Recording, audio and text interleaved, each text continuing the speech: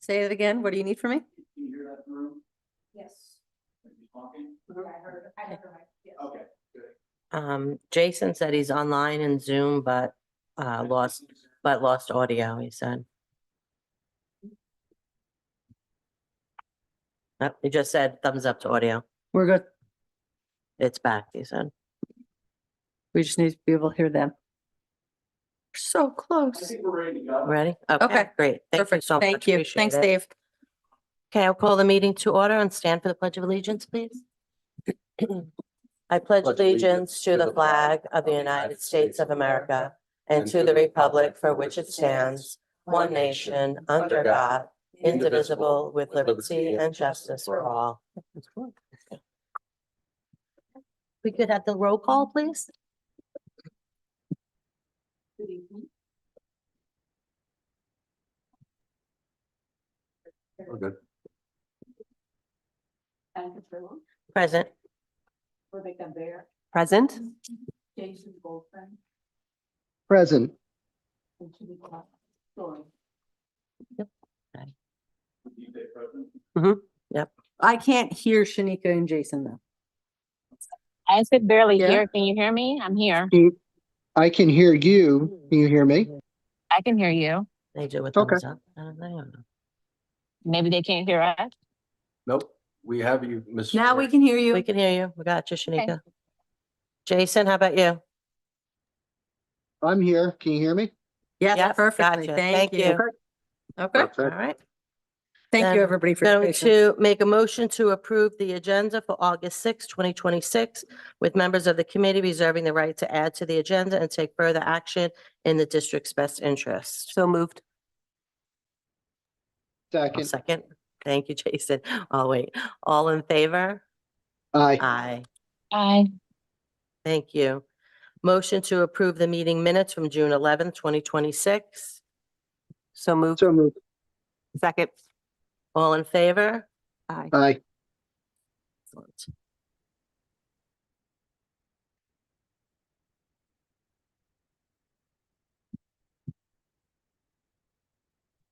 Okay. At this time, we are open to public participation, limited to comments on this agenda.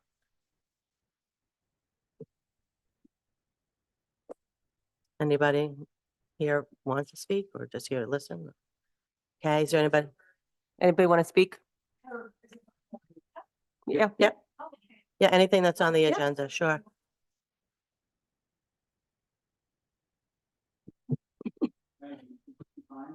No. No, No. no, committees, we don't time. Yes, thank you. That's fine. We're more informal than the regular board meeting. So, good evening. Evening. My name is Courtney. I have two students in the district, a rising seventh grader and a rising 10th grader. Both are heavily involved in music, STEM, and service-oriented organizations. And I'm here tonight, so I'm concerned as a parent and community member to urge you to reconsider the proposed transition to the 6-period schedule. I'm also a teacher in another district, and we've gone through block period schedules and 10-period schedules. I've seen the good, bad, and ugly with all of them, and I've experienced it directly. Well, I understand the administration's desire to increase instructional minutes. We must ask, at what cost? We're effectively asking our students to pay for the potentially higher test scores and additional instructional minutes by trading away their interests, their passions, and their flexibility to schedule classes in ways that support and align with their career goals and their passions. By changing to a 6-period day, it would be inherently unfair and disproportionately affecting our 8th, 9th, and 10th graders especially, because they've already planned their trajectories. These students, they were guided through scheduling choices years ago in middle school, and it set up course progressions that might not longer be feasible just because we want to change the rules in the middle of the game. These students might not be here to speak to you because they can't drive themselves, but they do care, and I promise they have made their opinions very well known in the meetings that you've had with them. Many of our performing arts students specifically, including my son, are very concerned because they might have to quit band and chorus in the future just to be able to get their graduation requirements. And I'm waiting to see how that actually plays out with how you plan to enroll all of this. But if it could have been avoided if they had known this change was coming. So my biggest concern is that the 6-period schedule would force a false choice between core academics and holistic development of the child. Furthermore, the proposed solutions for programs like music that I'm understanding would be splitting a 60-minute period into two 30-minute periods, basically like where the students would alternate. You can't really rehearse an ensemble or master complex ideas with that schedule. You're losing half your kids for half the time. They come in late. If you're a teacher, you know, like you've already given the whole instructions and they're like, what I miss? What I miss? Everything. You missed everything. So we're prioritizing minutes on paper, but the quality of those minutes in the classroom hasn't actually been realized. A major shift like this requires responsible multi-year phase-in that begins at the middle school level. It ensures that the course sequencing is aligned before the students reach high school. There's currently a lot of ambiguity and a lack of, I think, trust with this rollout. I feel like in the community, staff and students were led to believe that this decision would be tabled for maybe a year or more of development, and parents might not have even been consulted. I know I didn't hear about it until my son came home and said, hey, we had a meeting. What's going on? Any feedback you did gather seems to not have been quite in good faith, because the staff and students made it clear that a lot of them don't want this schedule. Some may, but a majority do not. It seems to have been the option that you put the most time into researching, though. I would love to see more time put into researching the 8 or 9 period schedule to really flesh that out, rather than just saying, it's a lot of work. We mostly looked into the 6 period one. I think it could signal a bias and suggest to the public that you don't value that input. And I would hate for that bias to be true, because I really do want to take you at the value of that you want what's best for our students. But I think it just needs to really be obvious that we're looking into that fully. I don't think that we need to break the block schedule personally. However, if that's the road we end up on, I encourage you to look into that 8 or 9 period schedule as a compromise, because it eliminates the semester-long gap that's inherent in block scheduling, but maintains the variety of electives that keep those students engaged and excited to come to school. Not everyone's going to be excited over Calc 2. Some of those kids need that art class, even if they're not going into art. That's what they live for. We must preserve that learning without limits that's in our school mission statement. That's part of it. So please do not rush this decision based on 2 summer meetings when many families might not be aware the discussion had been opened. I know that we say that not a lot of people come, but I think if we get the word out there, a lot of people will care about this. Please take that time to get the additional feedback from the parents and community, and let's try to build a schedule that supports the whole student and not reduce them to numbers on the table, because they're a person, not numbers. Thank you for listening. Yeah, appreciate it.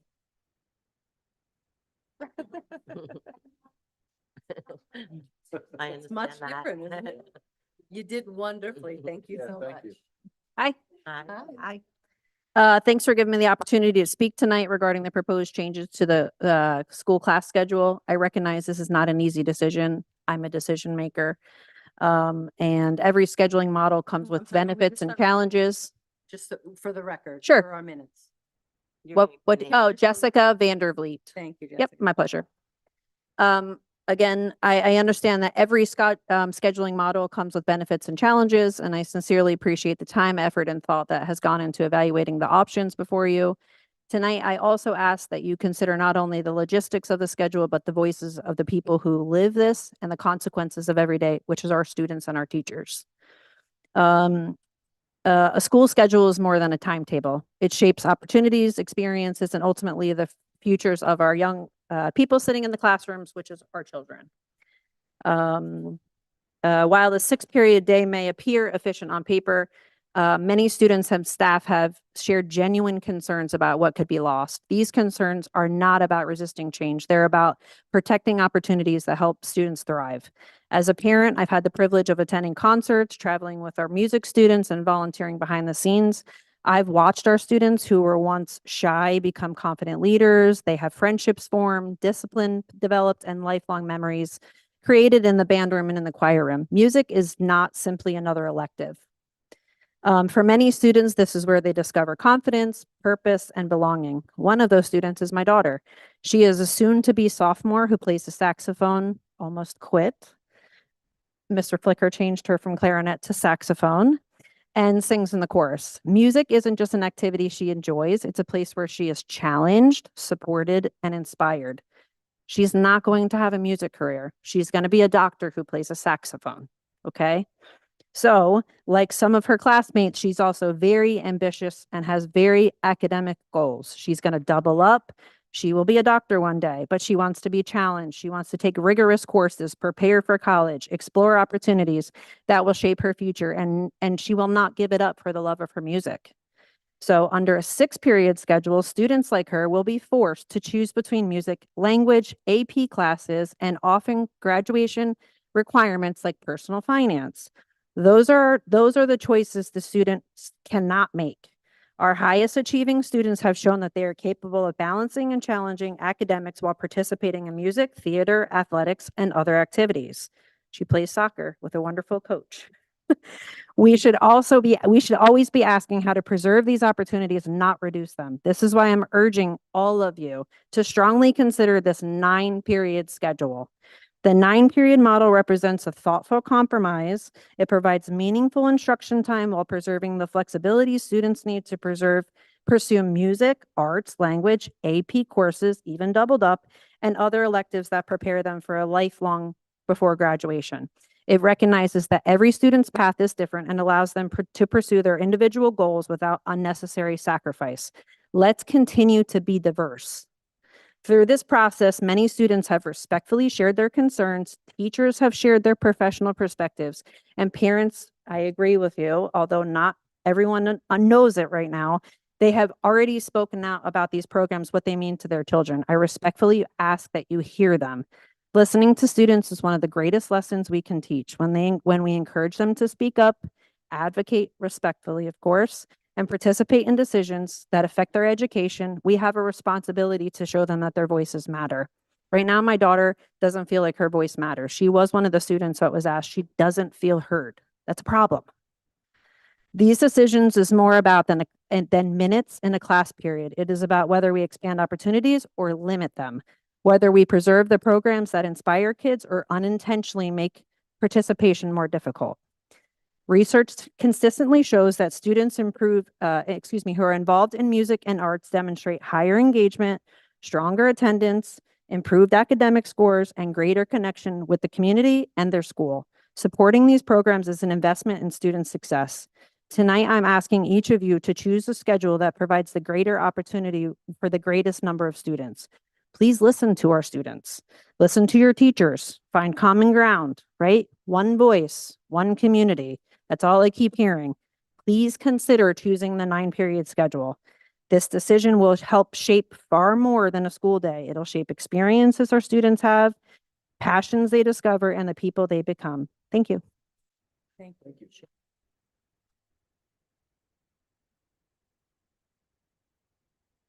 Hello, Hi. my name is Dr. Laura Kieselbach, for the record.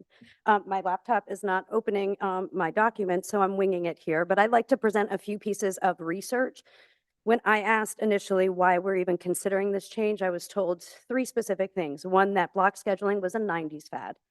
Block scheduling was actually introduced for the first time in 1959 when it was evident that students needed different styles of learning, different spaces, and different periods of learning to master certain skills.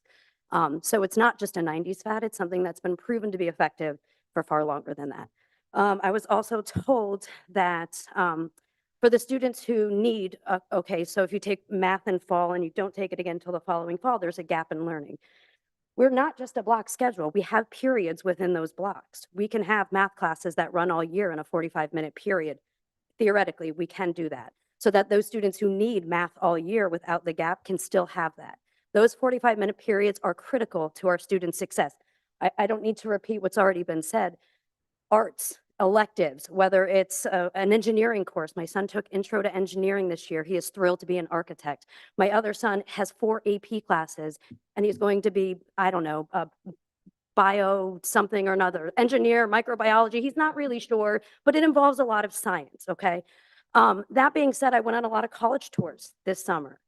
Colleges are not looking for students who graduate with 24 credits. That is not a competitive dossier to bring to the table as a student who wants to go on to perhaps be a doctor who does play saxophone. My son is also in a band. He's a drummer, and he has that love of music because of the band program at North. He's in the musical. Thank you, Mr. Labar. These students do not just need to sit in classes. Research shows, and I have a few pieces here that I will read for you for the record. Ooh, I don't know why this space makes me nervous. Okay. All right. I know. Speak Ooh. for a living. Yes, to students who listen to me because they have to. Come on. Okay, so here are some reasons. When students attend as many as 8 relatively short classes in different subjects every day, instruction can become fragmented. Longer class periods give students more time to think and engage in active learning.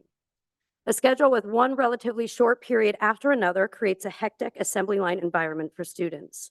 A schedule that releases hundreds or even thousands of adolescents into hallways 6, 7, or 8 times each school day for 4 or 5 minutes, it becomes noisy and chaotic, and the movement can exacerbate discipline problems. Teachers themselves benefit from more usable instructional time each day because less time is lost with beginning and ending class times. Some further research. Other reasons are given to support block scheduling. One is that teachers otherwise are not able to complete an objective in the traditional class time. This becomes a lecture format for learning, and it removes labs, it removes discussion, it removes collaborative learning, and it removes the opportunity for students to engage in critical thinking.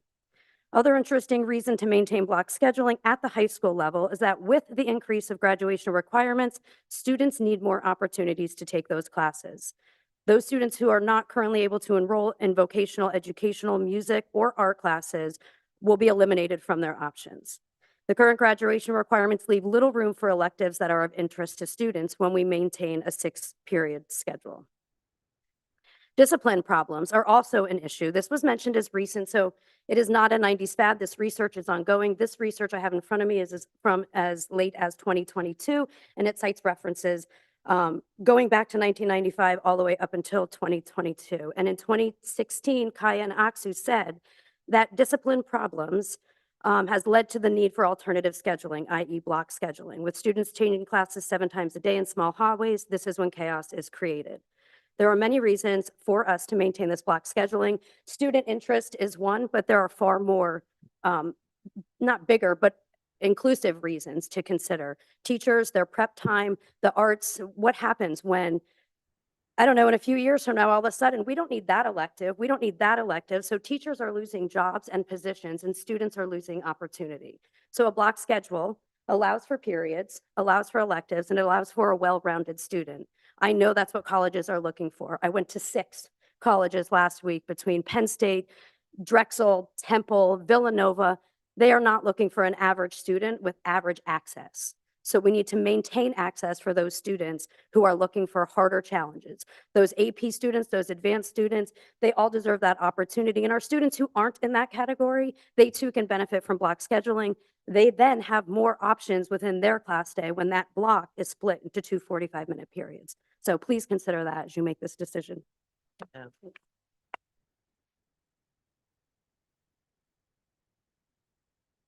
Anyone else? Is there anyone online? Oh, I'm sorry, George.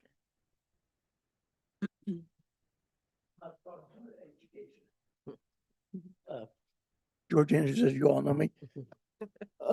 My belief is that this time of year, many people are on vacation, and the September would be the school getting back. I would like to see this type of meeting as a town hall before the next board meeting, which would, not this coming one, but in October. And so we could have a good argument or discussion on the 3 different processes, 6, 8, and 9. And then we could, as a board, could vote on what we think, even after we got all the information from this committee, which is a great committee, and we'd also get the information from the public, the community. I know we've done surveys, and I know we've talked about this a lot, but I feel we should actually have a town hall in September or October, and then at the October meeting as a board, vote on it. That's all I had to say. Thank you. Thank you.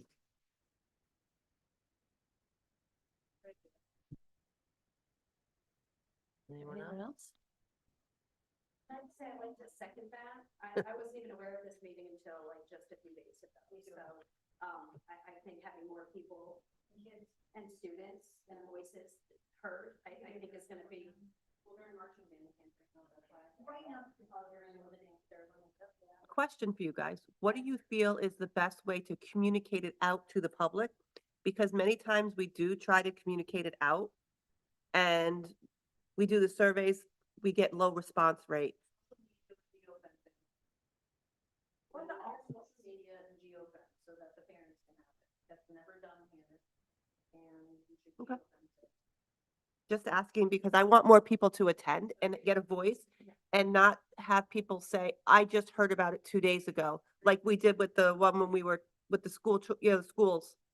And we had people showing up, I just heard about it. And then it made us look bad. And it wasn't that we wanted to look bad.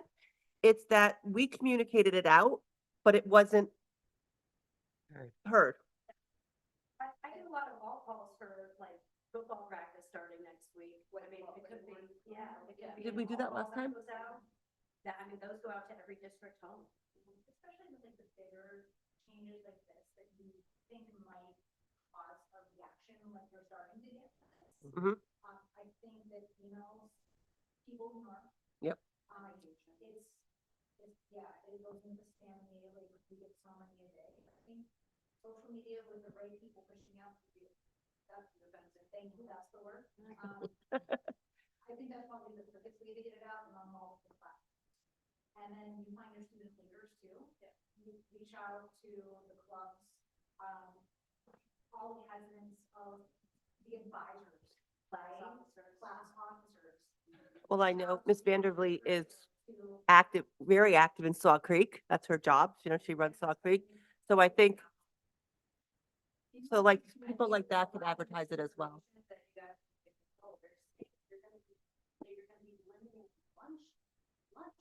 That's the rumor out there. We'll be cutting lunch period. We're actually adding lunch. Yeah, periods, the- actually, yeah. So, Yeah, so it's a so- great question. So here's the issue. We believe we are being transparent and that we're Right, doing I'm these asking how to presentations that. at EPR, like, there are some people that think we're trying to do dirty and not be upfront, but like, we're like, hey, we've been talking about this, but people are also giving misinformation. Even though we're saying everything, microphones, YouTube, live, archived minutes, is there a way to actually prevent ever somebody misconstruing something or posting something on social media? Can you ever actually stop it? I think you can give information out, official district information. It's hard. I sat through the 2 hours of board meetings before I got here because I was in the Mountain Scout campaign Copperhead space. With everybody saying good morning. It was awesome. But, so, yeah, right, so everyone's under the summer, but it was hard to find that information. I was taking screenshots from a YouTube video. If you put together an information package, like, these are the options, make it something that people can digest easily. Because the information that you're seeing online, people are throwing together with, they're using your logo. They're using the logo official. And the one post, they're using the wolf. And maybe like it was north versus north and south. I was like, "Look, guys, this is just pros and cons. I think See, I'm not on social media because I find it actually not a healthy platform for my own safety, honestly, because people say some things. But so like, I don't know that they're using our logo. Right. Yeah, it's not that they're trying to do anybody dirty either. They're just talking this. Well, they are if they're doing that. Are they? They are. If they're doing that, they are. I assume positive intent in every capacity, but when you say we're cutting lunches, when we're actually increasing lunch periods,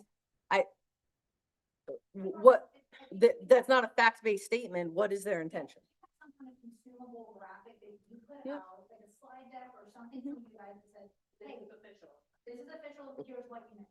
So the slide deck is on board agendas, EPR agendas. Find the slide deck from the last one accessibly easy, but maybe. It's under presentations. Okay, I'll look again, but. Okay. if- Before you leave, if you give me, I will. I'll show you exactly where to find it or I'll send it to you. The regardless, so I think if it was an easier to find way, like make it directly on the website, put it out on social media, make it on your, the official channels coming from the district, I think that's fine. So then people can reference it, say, you know, here's what. Yeah. And I think Mr. Schneider, you met with the students. Yes. We got it from our students. Yeah. They're not happy, so third party, and I think they think Welsh, I think they feel Welsh, I think they feel that decision is already made by the board. That's not good. The decision hasn't been made. No, not at all. No. No. No. Why we're doing. No. No. No, it wasn't. No. Not been made, you can dispel rumors with facts. It doesn't affect lunch periods. We're listening to the public. I think we've got a great idea of a town hall, gotta get in front of it. The only way to dispel rumors is with facts. But I'm telling you, it's a smear, and you gotta get in front of it. The only way we do it is say, this is our official, this is officially from the district, and let people share that. If I may. I love that you raised your hand. To counter, I don't know that it's an intentional smear campaign. I think people are in a panic. I'm not saying it's an intentional No, smear I think campaign, it's but put it on this side that it's coming across that way. And so I want to, I'm not coming to the defense of the people who may or may not be sharing. A lot of information is getting out that way. Unfortunately, it's a lot of information. There is great seeds of truth in all of it. Sure. But then there's this sprinkle of unintentional fabrication that is rooted deeply in a sense of panic. Mhm. That there is this sense where people believe decisions have been made and we're just waiting to experience them on this side. And I think that is a lot of what is happening with the dispelling of misinformation, right? And so individuals who are seeing that and experiencing that and reading that, they're coming to the table, we're reaching out, I presume, right? Like Maggie, I came to you and I said, I want to be on the parent leadership team because I don't know what's fact from fiction. Not everybody is either able to do that or willing to do that. So having a cohesive team to present a counter narrative to what is being publicized is important because at the end of the day, some of us are educators, all of us are parents, right? Our investment is in our students and the best possible outcome of their academic experience. And so when I say we as the collective, like public, we're getting one form of information from one platform, one from another. It's really hard to decipher what bits of truth are really embedded in that. And so I think, and I don't know the best solution. It's a very large district and social media has wreaked havoc on every area, not just here with this board in our school district, but like in general. In the world. Especially, right? Yeah. There is so much misinformation out there and people read it and believe it. They don't question it. They don't research it. They don't dig Right. deeper. They don't ask questions because that unfortunately is the way of the world, right? And so if as a board and as a community, we want to be a team, we want to be cohesive, we need to work together to present those counter narratives and actually deliver to the public what is fact, what is true. I will admit, I don't often go to under the presentations. I mean, like a lot of the world, where's the quick click? Like, where can I find it? Or what's the label? Is the heading clear for me so I can find what it is I'm looking for? When it's embedded in several presentations, sometimes it's hard to access. And so, I don't know. I just want to, I don't think anybody's intentionally out there on the public smearing the board, but I think that some people are reading a bit, running away with it, and then people are getting scared. Yeah. So I don't know where the public and the board meet in the middle to present the truth and the reality of it. And at the end of the day, everybody wants what's best for each student's academic journey. And so the goal is to work together to produce that rather than, do this counterproductive, you said, we said, they said, what said, right? So I just wanted to say. I truly appreciate the feedback and to address that you feel your voice isn't heard. That's to me the most upsetting part. Said you didn't want to talk because you were making your mind up. So can I just finish my statement? I'm so sorry. So what we wanted was to hear what your concerns were and then to figure out solutions to what the concerns were or identify that it's not possible because it impacts you so greatly. The reality is that we're never going to get everybody to agree. But when Mr. Schneider met with students for most of the spring, it was let us understand, and then he would come back and say, hold on, we can't do this, we have to do this. So every concern that was brought we worked on kind of what solutions were. Now, sometimes there is no solution. And sometimes there is no solution in any schedule. So like you talked about breaking the block into a period for a year-long course. We do that. So North has 15 periods, but what happens is for the block periods versus a period, it becomes a scheduling jigsaw puzzle where you can't do it.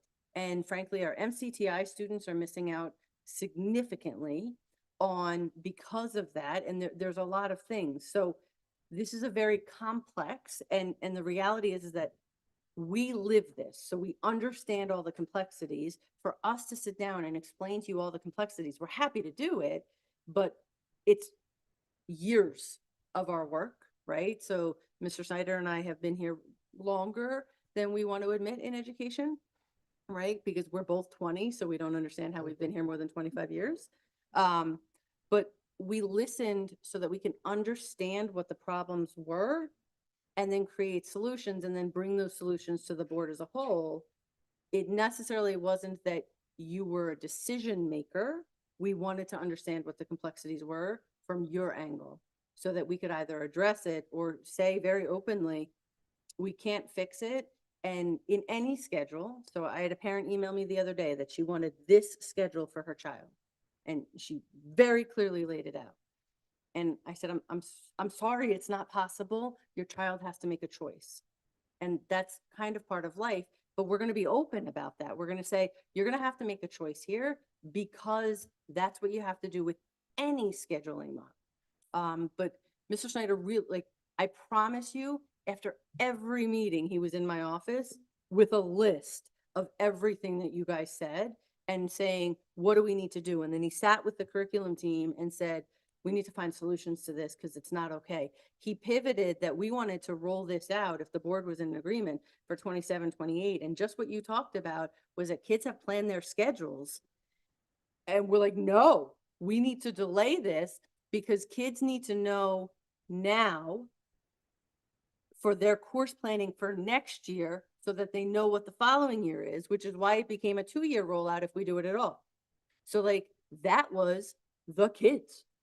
Like we were looking at it from the adult perspective and we didn't even think of kids that plan that far ahead and they already did their course plan. I know you have a lot to say.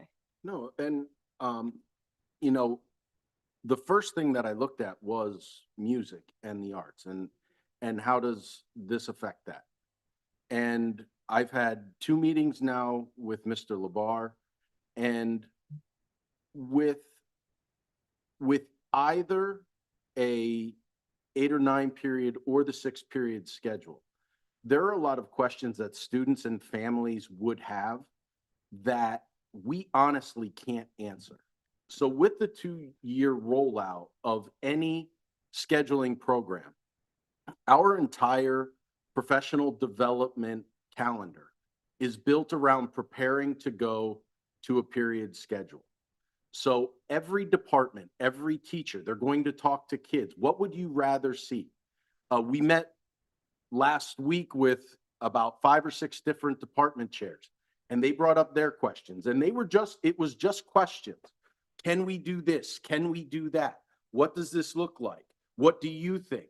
Can we go to other districts and look at what they're doing and be able to bring that model back? And the answer to all of it is yes.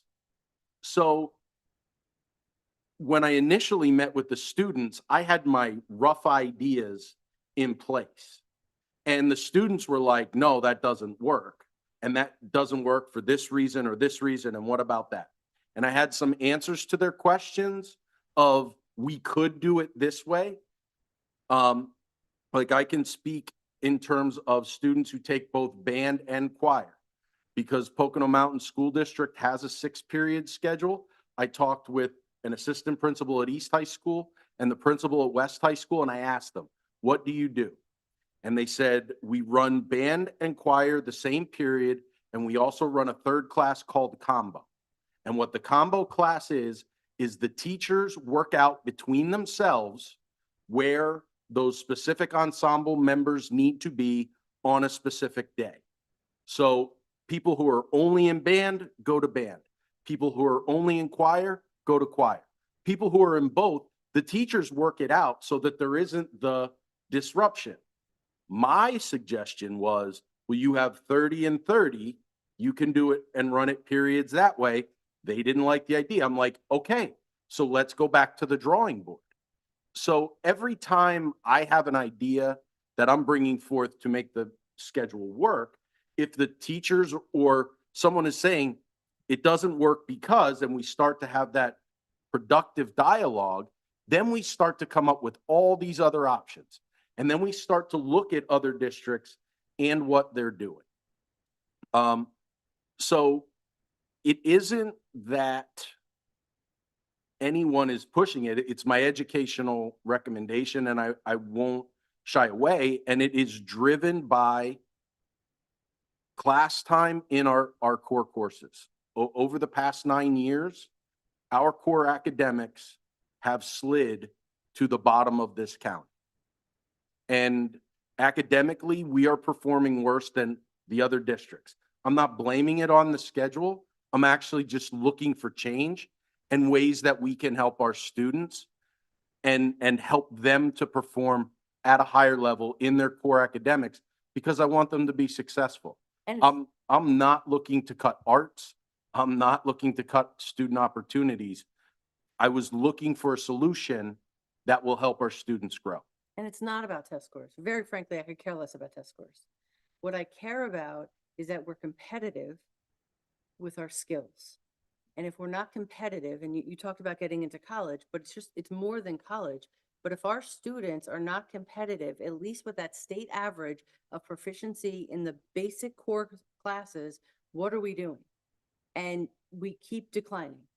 Something has to change. How can we get more instructional minutes? And yeah, on paper, it's more instructional minutes, but then it's working with teachers over the next 2 years. How do you leverage those minutes? What do you do with your course plan? How do you make Algebra 1 more attainable for more of our students? What does the biology class look like? And working with our teachers to develop those course plans and the curriculum that matches and aligns with it. And then Andy hasn't gotten into it, but for electives, right now, we have semester-based electives that are 90 minutes. Well, we could do, instead of a full credit, do a half credit elective. So now, instead of portfolio being a full credit of half a year at 90 minutes, it would be a full year, right? Or no, it would still be half a year at 45 minutes, but at 60 minutes. So it's actually not losing that much time. So it's not just like they can only take 6 classes in a year, because we would break most of our electives down to be a half credit so that they would have more opportunities. And when Andy, I'm stealing all of your things. When Andy spoke to Mercy, the art department chair, she really talked about that you can make classes for the art person who loves art, but that's not going to be their profession, that those would be a lot of your electives, your half credit electives. But then you could build your portfolio class to be a survey of all those other courses, but really be intentional about over the 4 years, building their portfolio based on all the different art mediums and what their interests are. So like our department chairs, and I know we're saying that the teachers don't want it. My conversation the other day with Andy and my question to him as he was debriefing me on all of his meetings with the department chairs, I was like, oh, we're not in the this isn't going to work mode. We're in the solution mode, which means they're all in if they think this is what's best. So we don't have all the answers because it's a 2-year rollout. So like, we're not going to have it for you because I don't know what electives we're going to break down. The thought of decreasing electives, and we understand that people don't know our background, it is almost laughable of what we value, right? Like if somebody would have made me take art class in high school, I would have been miserable. It would have been a waste of my time. Or I'm sorry, music, it was just not my thing, Whitney's.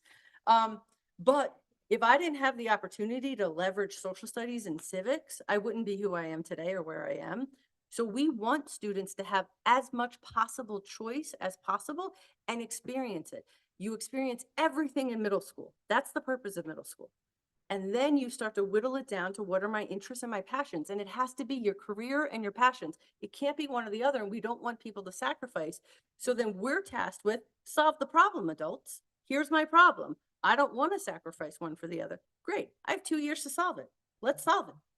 So we understand that there's panic and there's concern, but we're not saying you're doing a 6-period schedule and we don't care. And this is what we're going to do. And we're going to force it. And that's it. You're either in music, you're either in band or in your chorus, and you're never going to be able to do both because we can't make it work. That's not who we are. Like, we're mildly competitive, and like, you give us a problem and we're going to figure it out. Like, we're going to find a solution because our students deserve it. And like Laura, you said, like, we are in this, we're invested for the same reason. We have given our careers to make sure that students are successful. There's no reason to assume malintent from us that we're trying to do anything wrong. Andy and I joked the other day, like, he doesn't get a bonus for going to a 6-period schedule. Actually, he makes a lot more work for himself. Like, so it's not like, you know, the 6-period schedule fairy is going to give him more money and he's pushing it. We're not trying to sell anything. We're trying to sell the best educational package in public ed so that our students are successful and they can get out into the world and just live their life and be happy and have a good experience from high school. I took all your words. It's okay. I speak too much. What? Okay. Okay. Yeah. Yeah, do let's them, just give do them an them. opportunity. Thank you. Okay. Karen, you're on? Can you hear me? Yes. Yes, Karen, thank you. Hi. So a couple of things to address this. And one is I want to point out that the slide deck regarding these changes is attached to the previous general meeting. It is not attached to the agenda for this meeting. So if anyone went there and went looking for it because they did not see or attend the previous general meeting, they would have a hard time finding it. And because you put spaces in your file names, that is not a link that is easily shareable. Over the years, I have tried to share those slide decks back from the school choices and stuff on emails and chats or whatever. And someone comes like, it comes up 404, it comes up file not found. And it's like, oh, well, now there, it's like a step. You have to go here, and you have to direct people there. Because So I put spaces, explain that to me. when you Of put how I should name it differently. and then you upload it to the internet will put percent 20% where that space was. You need like an underscore or a hyphen. That's how the internet works. I work for a medical news website. So spaces and file names, if you happen to look like you go to the Wall Street Journal and you're reading an article, they'll have keywords in their URL and they have hyphens in there. And that is because if you have spaces, the URLs won't render correctly in the browsers and they're not easily shareable. So I appreciate I don't that more know. than I could probably say, so thank you. Yeah, maybe IT can kind of help with that. But when they upload it, they should be aware that that makes the links that we can access them from like that agenda, but then the links are not easily shareable. They render 404s. So, and also the deck was not attached to this meeting's agenda. It was on a general meetings agenda. Also, I want to point out, Mr. Snyder, that when you first presented these options, you actually said when you spoke to parents and that they were against it, mainly it was because they were also students of East Stroudsburg Area School District, and this was all they knew. And that may be true, but it's also a huge turnoff. So when you're concerned about the relationship you have with parents, those are the kind of remarks that now those parents are already in combative mode and maybe not open because they're assuming, you know, maybe not the best intent, or that they maybe because they don't have the same background or work indication that somehow what they have to say does not matter or carry the same value as you being an educator and working for the school board. So it works both ways. I don't help me understand why that comment was. You're saying that's taken all that they way. know. They've been here. This is all they know. So they can't possibly know that something else is out there. Like I'm the dirty word. I'm a transplant.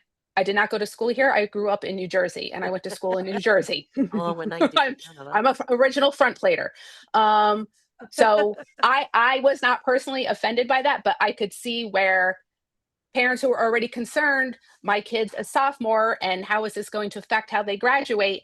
And if they did go to school here and if they were here part of the, you know, graduated in the 90s, I myself graduated in 96, but I had a 9-period schedule. you've already pressed a button. You know, the fact this just is, you know, parents went through this and they also have block schedule and they thrived. They found it successful. They found it beneficial. But saying that's all they know is kind of assumes like small life, don't know much about education, can't possibly know as much as you're gonna turn people off right there. And as I someone appreciate who that went feedback. through as someone who went through a 9-period schedule, it also sometimes has its limitations. I am someone who gave up band in high school because I took all the AP and honor classes. I am someone who had lunch in her physics lab because the state requires lunch. And normally you would miss gym. So they had to give me lunch second period and I had to miss gym and eat like during my physics lab, like, cause I couldn't miss gym had to be second period and when my lunch was. And I had lunch during my physics lab once a week in order to be everywhere. So even like with a 9-period schedule, study hall is not a dirty word.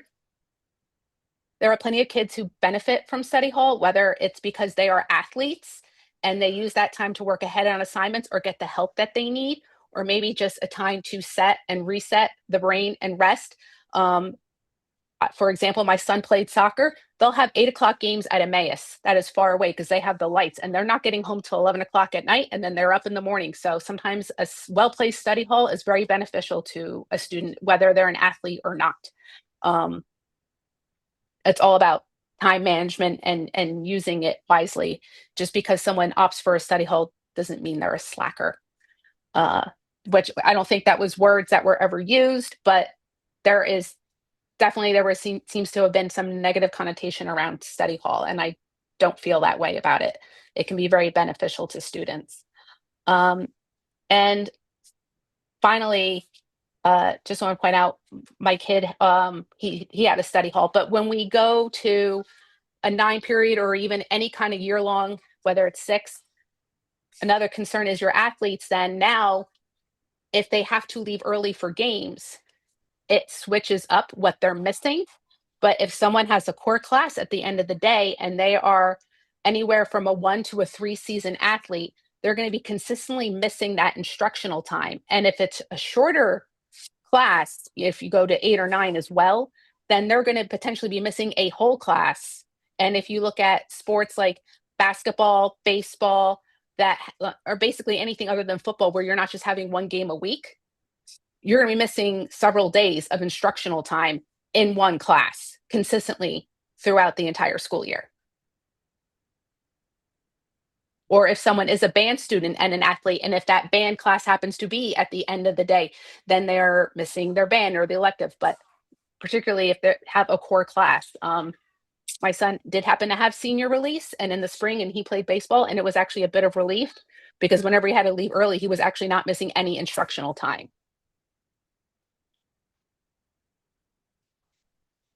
Anything else? Nope, those are just some thoughts about it. And I just wanted to, again, give the perspective of someone who has lived through, despite graduating in 96, did not have the 90s fad of the block scheduling, but actually had a 9-period schedule. Thank you. Thank you, I Karen. Thank you. appreciate it. Thank you. All right, Dave, I think there was one more. Okay. Okay. Hello. And Anika? And Anika? Yep. Hi, my name's Anika Wallen. I've got 2 kids in district, and I have a couple of quick questions, some of which were partially answered, but I don't feel fully answered, and this is too important to let it go. For my education, pretty please let me know why it is we're even considering changing something that's been working. I understand that you guys said that we have lower test scores than other areas. Is that empirical data that we can view? Are the parents allowed to see this? This seems to have been working for quite some time, and 90s fad or not, I'm also from 96, hun, Karen from earlier, and we did fine. Went to college, all the things. So I'd like to see some empirical data on why we're so far behind and how it's been going on scheduling. Is that something that you guys can produce for the next meeting, Yeah, or? I mean, so every year we do a presentation on achievement data and do state comparison.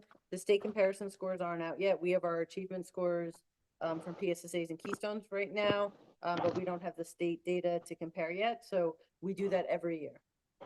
Or at least I do that every year since I've been here. And that's something that's released to the parents in a wider form? So it's all public information, but again, it's on slide decks with spaces in the file name. But we're gonna fix that, since we learned that today. The internet is unforgiving. I get it. My second question was, in terms of, So if you'd like, you asked about the concerns that really started things off with the Bell schedule.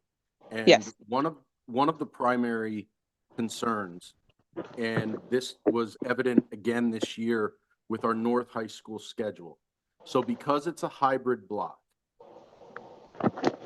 at North, all of the core applied classes in English, science, and social studies are broken over 44-minute periods, broken in. At South, it's only in math and in ELA, English.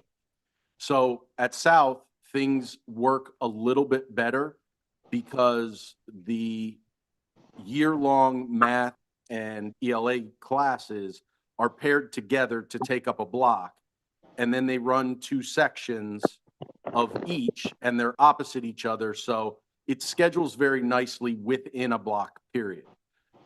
With the fact that at North, not only is there year-long in English, social studies, and science, but we also run an applied algebra 1 class that is 90 minutes for the entire year. So then that takes up 2 full blocks for 2 full credits. And then there's an odd number of applied classes that go opposite those. So it leaves a 45-minute period out there hanging. And then when they're balancing those against some of the other classes, they have students who on a year in and year out basis are having a hard time to be scheduled for their core academic classes with the way that schedule is made. So one of the goals was to put both high schools on the same schedule, trying to maximize the overall hours of instruction that it came to in the core academics.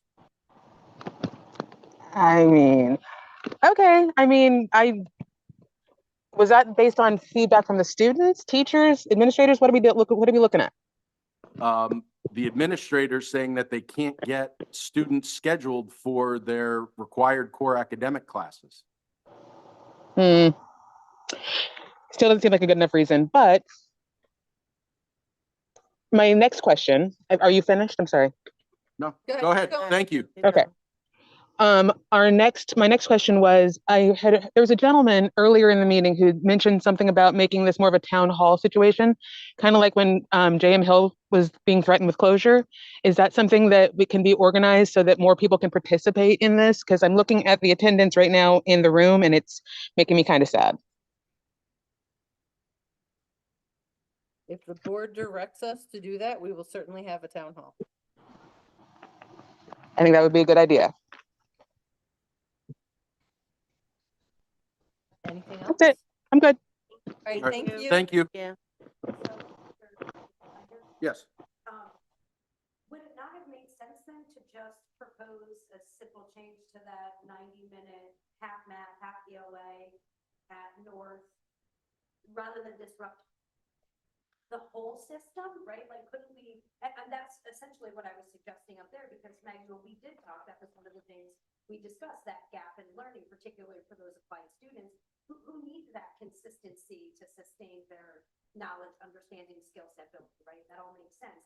So can we not just adapt a 90-minute block, do that to reflect what is working here at South based on data, feedback, counselors, administration, who's ever provided that feedback? So, well, one of the proposals that I brought to the board was to keep the block. The hybrid part is where things do get very complicated. So North went there in the best interest of what the students were presenting. So to pull back and say only running 45 minutes in applied math and English then is almost pulling a safety net out from under the students who've been in year-long classes throughout. And where it led me to a year long is the research that I was reading, and it was actually research more in favor of year-round schooling, was citing the educational loss that takes place with any gap in learning, including just the summer. So what I was looking to do was to minimize that gap in all of our courses. And we're trying to take little steps in certain areas. For example, running AP US history over 2 years in the junior and the senior year here at South. And then waiting another 4 months until the AP test.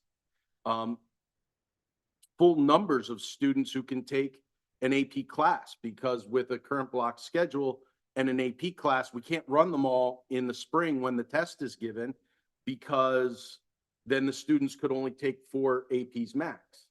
So in order to maximize the number of APs, you have to run some AP classes only in the fall, and then they're waiting 5 months to take But the AP test. I'll contest that statement. Yes, they are waiting a long period of time, but I'm going to make an assertion based on my own experience, it may be presumptuous.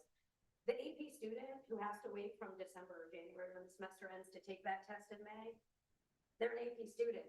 They're online doing AP prep. They're running like AP study sessions. Like, I've seen it happen. And I know that our AP data is not hurting. Our AP performance across the district, I know particularly at North, it is pretty on target. Those kids are performing, even the ones that wrap up an AP class in December or January and don't test till May. So I would contend that that is not a sound argument to disrupt that and change that. I do support the idea that math and ELA, particularly, and I know Maggie said you don't care about test scores, but the reality of it is the state does, right? The Pennsylvania Department of Education is looking at test scores, building curriculums, et cetera. So I would say that math and ELA, particularly 2 serious subjects that build upon each other in terms of skill set, makes sense to run them a whole year. Use that 90-minute block, split half math, split half ELA for the students that need. For those students that are already invested in their education, that learning gap is not going to set them back because they're already proactive in their education. So I would argue that applied students are invested in their education and they are proactive. I don't mean that they're not invested. I mean invested in a test outcome, right? Like those AP students who are working for it, they're going to find a way, even with the gap, to close that on their own is what I intended to.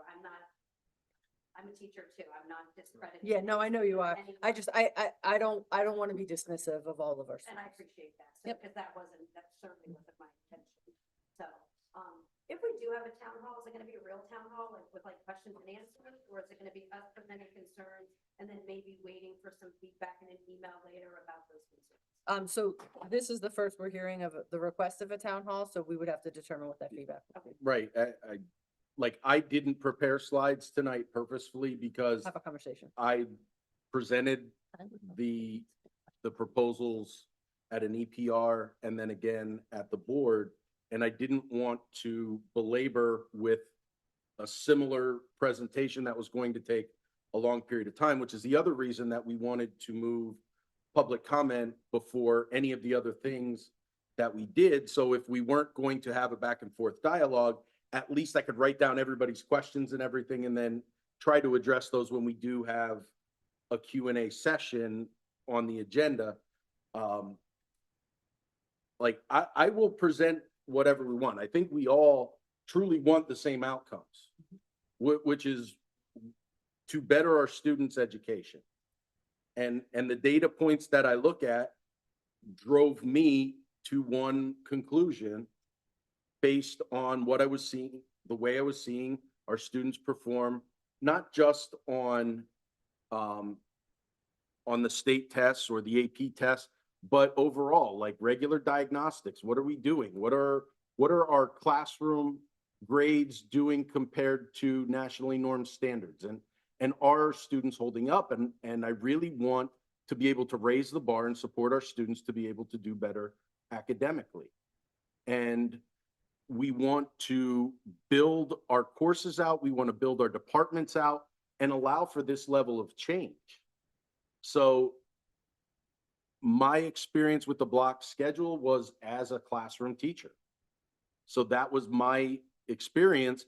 As an administrator, I'd been in traditional schedules, and I put the time in, and then I looked at the drawbacks to our hybrid block that we have, and the way that a lot of students, specific more at North than at South, can't get courses that they're requesting Is it too small?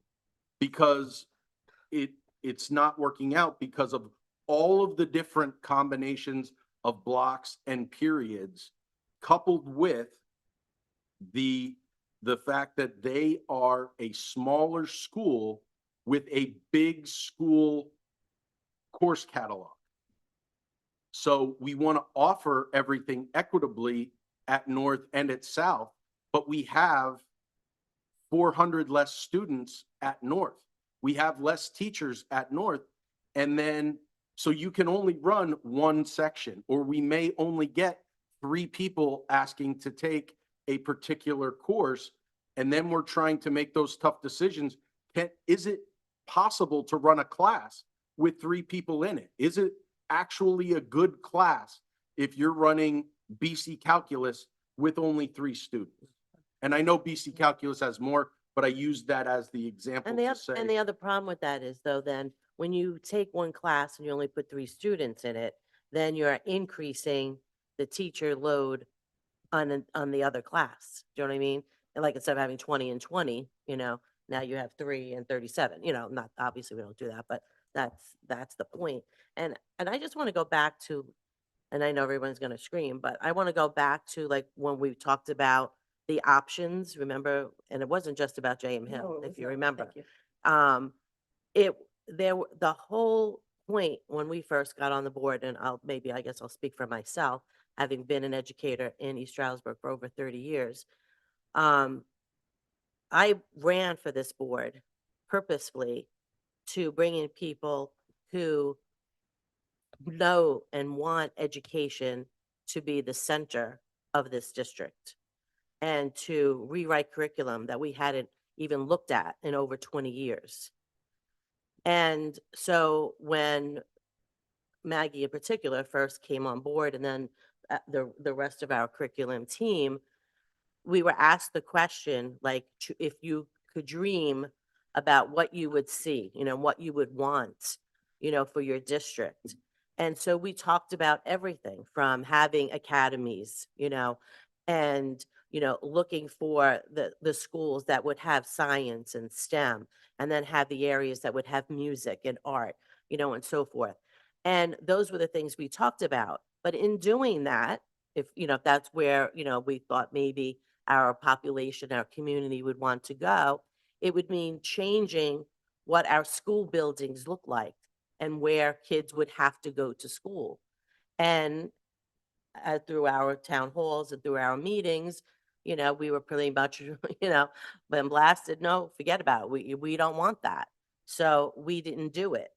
But now that that's done, okay, and we're not doing that, we're still then in the same situation as to how we do help to improve all of our students, and as unfortunately the size of our school district begins to shrink, the number of electives you can have, you know what I mean, and how you do that logistically is very difficult, and becomes a nightmare really to a certain extent, because you want to give students what as parents we want them to have and what we know they deserve to have. But at the same time, you really have to, measure and look at the whole picture. And I know no one here is saying that's an easy task to do. You know what I mean? I understand that.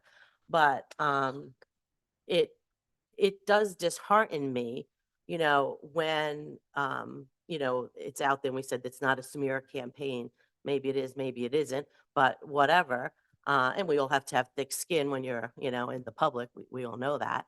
But at the same time, like, we're here to try to put forth the best thing possible.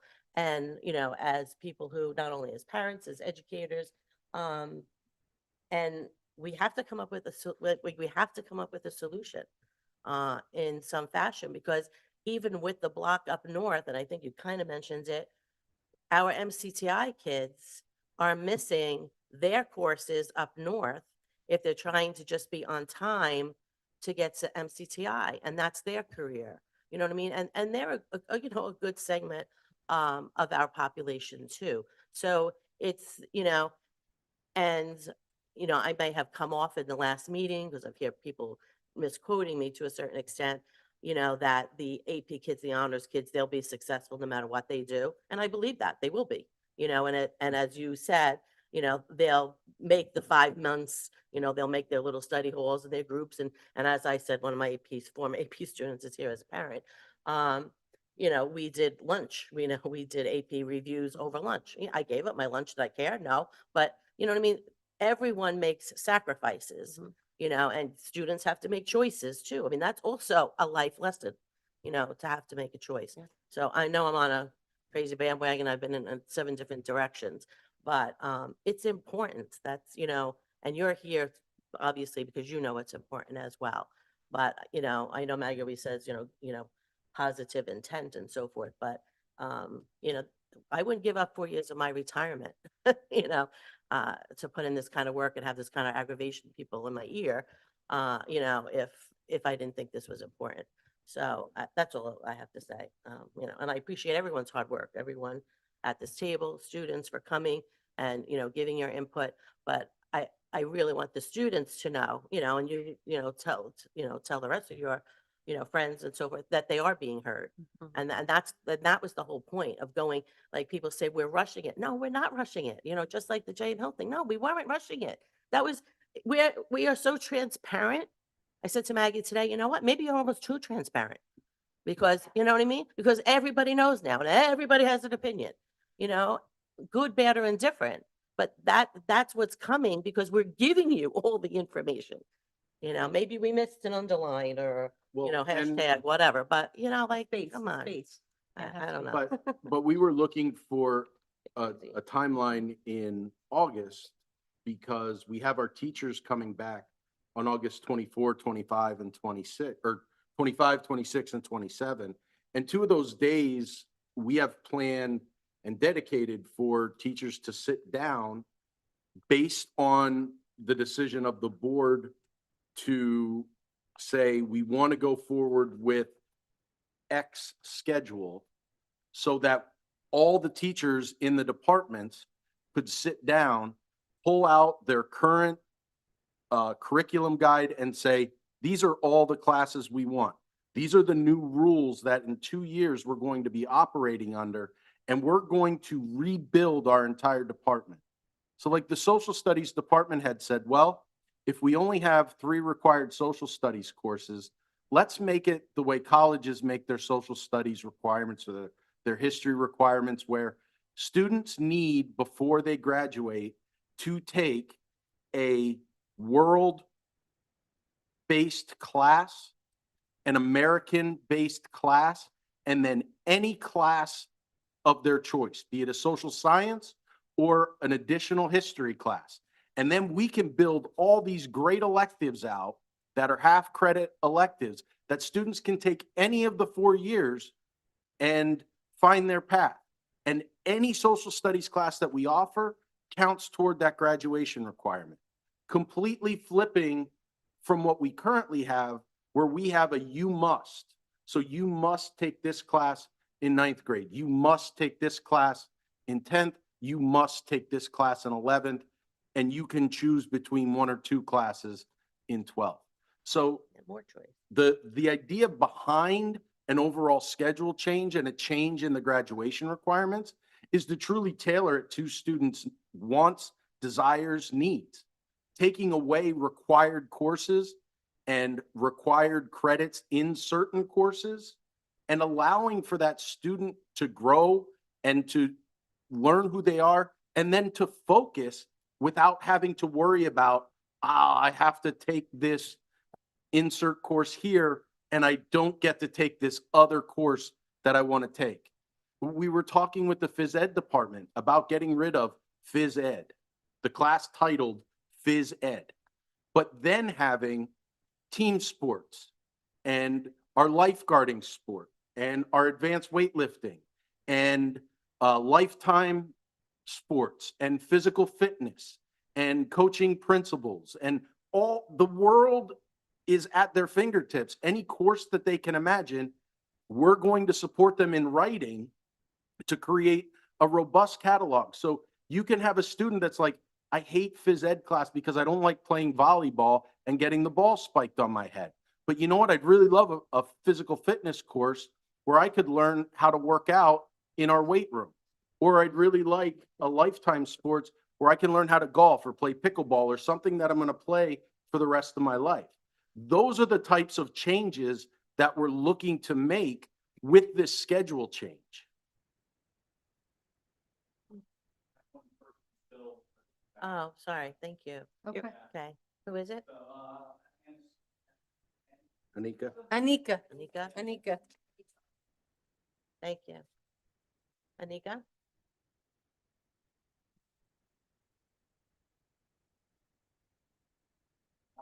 Can you guys hear me? Hello? Yes. Yes, thank you. Hi. My name is Annalyn Woolen. I am a student at North. I'm in honors classes. You guys talked earlier about how some classes have like 3 kids, like not a lot of kids. I was in one of those classes, and personally, it helped me much more than the classes where I had lots of people in them. It was very one-on-one, which was much more structural to what we were actually learning about.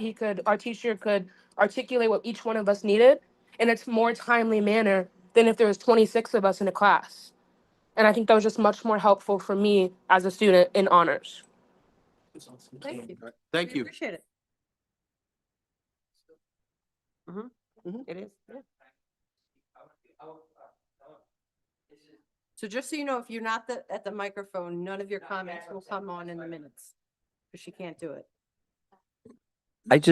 Hello, this thing on? Huh? No better than that. I didn't, I'm not on. Am I Yeah, on? we can hear you. You're on. Okay, I don't care. I can't hear myself. You know, Mr. Carcutt? Mr. Carcutt, Mr. Keith Carcutt, school board member, parent, grandparent, and I've been through the block scheduling a few times with my kids.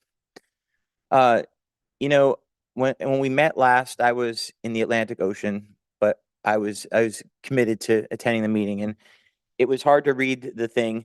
And one of the things I'm learning throughout this whole board experience that we have, and is people are beating up the board and the administration for maybe we're trying to change too much too quick. But let's put ourselves in the situation why we're here and talking about this today. Over 20 years of being on and off the board, our district has not improved our educational process. And thanks to this committee, we have, and the administration, we've challenged ourselves to create curriculum and enhance it. And we did it pretty darn fast. Okay. Kudos to administration and this committee. And our teacher. And well, yeah, everybody, students too. No matter what we do, we're always going to have people that are going to complain. And to the public's credit of getting the word out, okay, we can get the word out, but it doesn't matter. There will be still people that will spread information that is AI driven and create a concern. And I don't see those people here tonight. There's nothing we can change to do that, but we just have to keep trudging along. And I think the communication, I love these meetings. For the public's information, 20 years ago, we didn't have committee meetings. We met once a month and we said, all in favor, aye, all in favor, aye, all in favor, aye. And I was on board, wait a minute, we're not talking about these things. And this board, I'm so proud, we talk at meetings and we're instrumental in talking to people. So I just want to make sure that the administration, the reason why I stood up is because we have to stay focused. But the one thing I said at the meeting last week or 2 weeks ago is we have to be concerned about all students, not just our AP students, not our honor students, but our students that may not want to go to college, that may not know what they want in life. I went to college and I'm not doing anything I ever learned in college. You know, and that's who we have to, you know, meet those students' needs. You know, and to Ann's statement, your statement, they'll survive. I know you were saying that, but we have to get get the students all students. Right. And you know, my daughter, you reference my daughter, honor student, graduated, decided, Dad, I don't want to go on to college. I want to be an entrepreneur like you. And she has a very successful business and is growing it. And I'm proud of her. That's not the norm, but we have to meet all students. And the balance of how to make everything equal is never going to make it perfect. So we have to come up with a solution to how can we put it all together. And I think we're going to get it. It's just, and it's not overnight. Feeling, oh, they're doing it, and this doesn't bug me about the public. Oh, they're doing it in August because they want to hide it from us. No, we We've have to been talk doing about it we've been sometime. doing it You know, since April. We've been doing it since April. I know, We've discussed it at this meeting right? all the time. So I just want to say that because Thank you. I'm so proud to be on this board right now, and our progress is getting better. But I just want to caution us as a board and administration that we have to look at all students, and we are north, south, in between, you know. So and you just have to, you know, and the test scores. I know Maggie says she doesn't care about test scores, and test score, we can't be. For years we taught to the test, and that was years ago. Years ago we did teach the So test. The reality is if you teach the standards well, you're not teaching to the test, you're teaching the standards and the eligible content that students should know to be successful in life. So Right. you don't teach to the test, you teach the standards, and then the students will perform well. And the tests take care of And the themselves. score takes care of itself. Well, and the tests are skewed to. So I think the tests are not 100% right. Plus, I also do keep not in mind, disagree. and also always keep in mind, I'll just say it again, so that whatever public is listening. When a parent opts a student out of taking a test, we get a 0. That's a negative score. Yeah, a 0.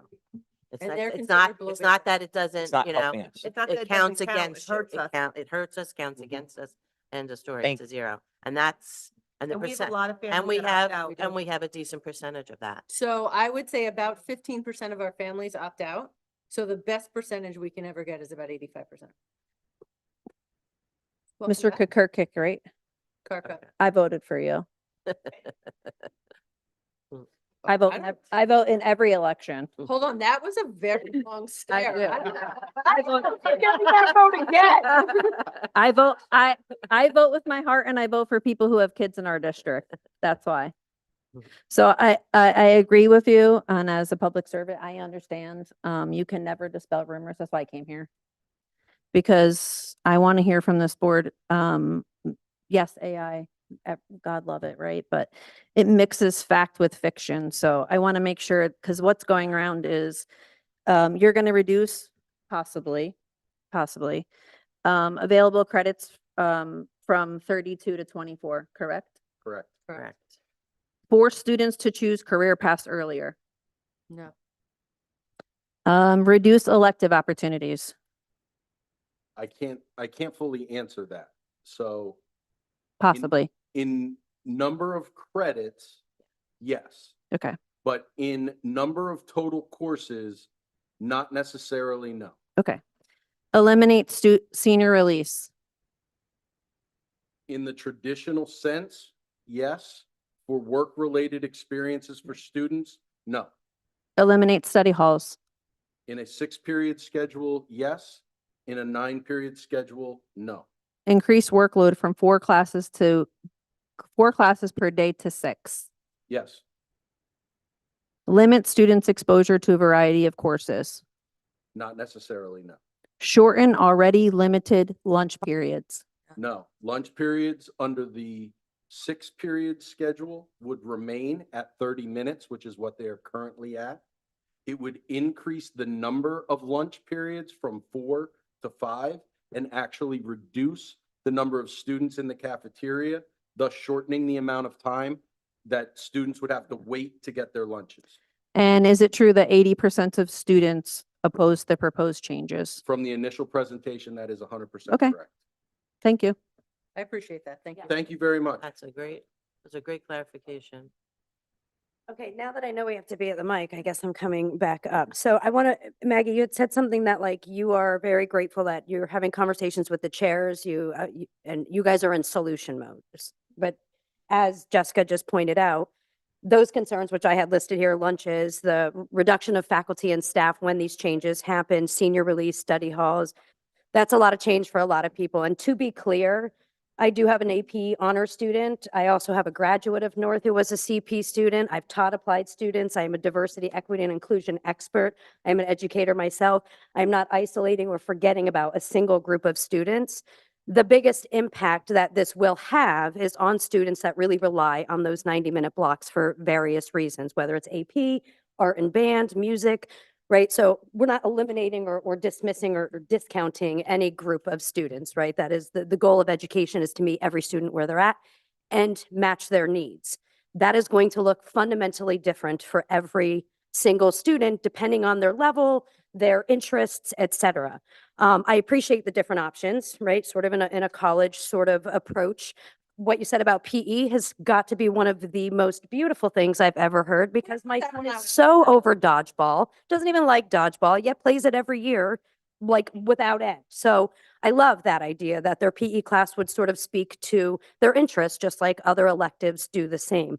And I think maybe like the idea of, I do college scheduling every fall, every spring, and I've been doing it all summer with students who are just coming on, right? Like, what is your arts and science credit? What is your social science credit? What is your science credit? You need 3 out of these 5 offerings, right? So I appreciate that approach. And I think for a lot of students, that will be a beautiful step forward. In solution mode with chairs is one thing, and I will say this. I think it's important that we realize that everybody, you keep saying best intentions, even those people who might be spreading what we're identifying perhaps as misinformation, I do not believe, and I'm going to restate it, it is not a smear campaign. They have their good intentions too, right? They are informing the public based on where their seat is, what lens they are experiencing this through. They are not yet in solution mode. I believe it perhaps could be a fear campaign and not a smear one. They are afraid of what opportunities their children may lose should this big change occur. So I just want to, as some things were brought up, I want to point out that if we're acting with good intentions, I think it's important that we speak about others who have a different perspective as also having good intentions, right? Singling out individuals who may or may not be on social media, who may or may not be here in the room. I think all of us mean well, and I think all of us collectively, hopefully, can work together.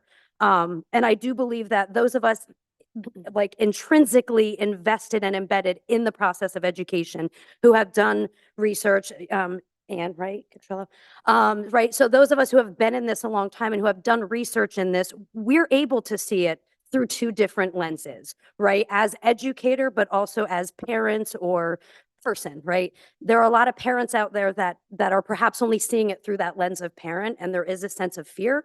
There's a sense of like discontented uncertainty. And so I just think it's important that we remain mindful of that. I do love the investment in different options. I think that is the greatest gift to students, is to have options. But I think it's important we tread lightly as we discuss these changes and both sides of those changes. And we want to hear and understand perspectives. I Mhm. think what the board is talking about is the people who are attacking our character and who we are.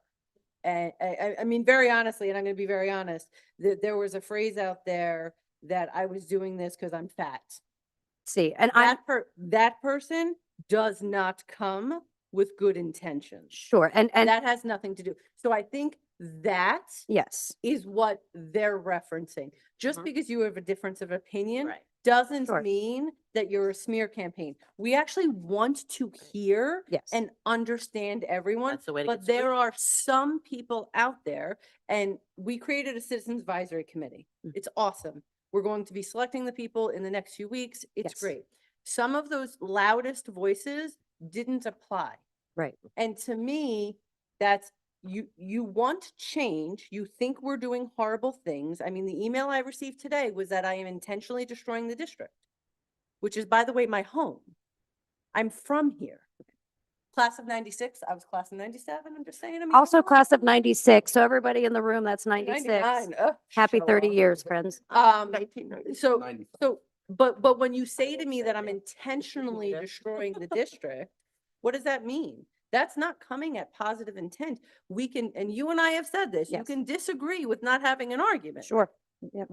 We are being attacked by certain people. It's difficult to hear their words when they are attacking who we are as humans and what we fundamentally believe in. Noted. Yeah. So it's not that. And you said several people have talked about reduction of staff. I have no idea where that's coming from. Literally no clue. We have no desire. Now, we just reduced positions through a retirement incentive that the union came to us with. I did not go to them. I actually asked for something else that was a much smaller savings. And they're like, well, what about a retirement incentive? And I said, okay, it's a 2-year retirement incentive. We went, so right now, our enrollment today is 5,845 students. When I started November of 2024, we had over 6,400 students. Our enrollment is dropping. So can we decrease class size or decrease the number of FTE? Yes. Are we doing it through the giant F word? No. We're going to do it through attrition, but we're going to make sure that it does not impact student programming. So I'm not going to get rid of, so a teacher at South retired. And I said to the Matriolo, I said, who do you need? It's George's cell phone. Okay. Who do you need? I was like, is that a train? What is going Like, on? who do you need? And he's like, you know what? My course requests right now are really high in business, not so much in tech ed. I don't want to replace the tech ed teacher. I need another business teacher. Great. We're going to hire another business teacher because that's where the course requests are. So we are listening to what students need and replacing teachers based on that need. The reduction of faculty is hilarious because actually they went to the block because I was here. So I was in 9th grade when we did periods. I was in 10th grade when we did block. It was the most god-awful transition you can ever imagine. And nobody valued professional development for our staff. That's all I'm saying.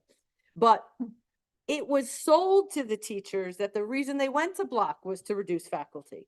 So it's just so funny to me that we're saying we're reducing faculty through a period schedule when that's actually why they went to the block schedule, to reduce faculty. And they did it. It wasn't that the faculty was reduced. They didn't want to hire anymore because that's when we were expanding and teachers always taught only 5 classes. So when you went to the block, you taught 6.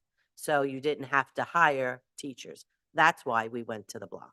Sure. And as I noted, it's one of the fears or uncertainties Correct, people yeah, are believing, right? And so I do not get those emails you get. I do not hear that commentary that you receive. So for those of us who aren't in that space looking to attack, but rather learn, I believe those individuals, right?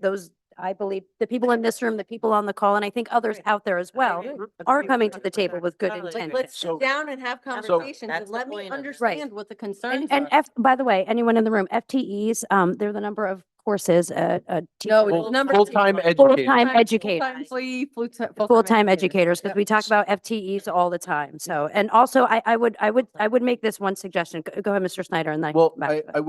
I would just give a suggestion out and it can be taken with a grain of salt. So I have spoken to administrators at Pocono Mountain School District who currently have a 6-period, close to 60-minute schedule.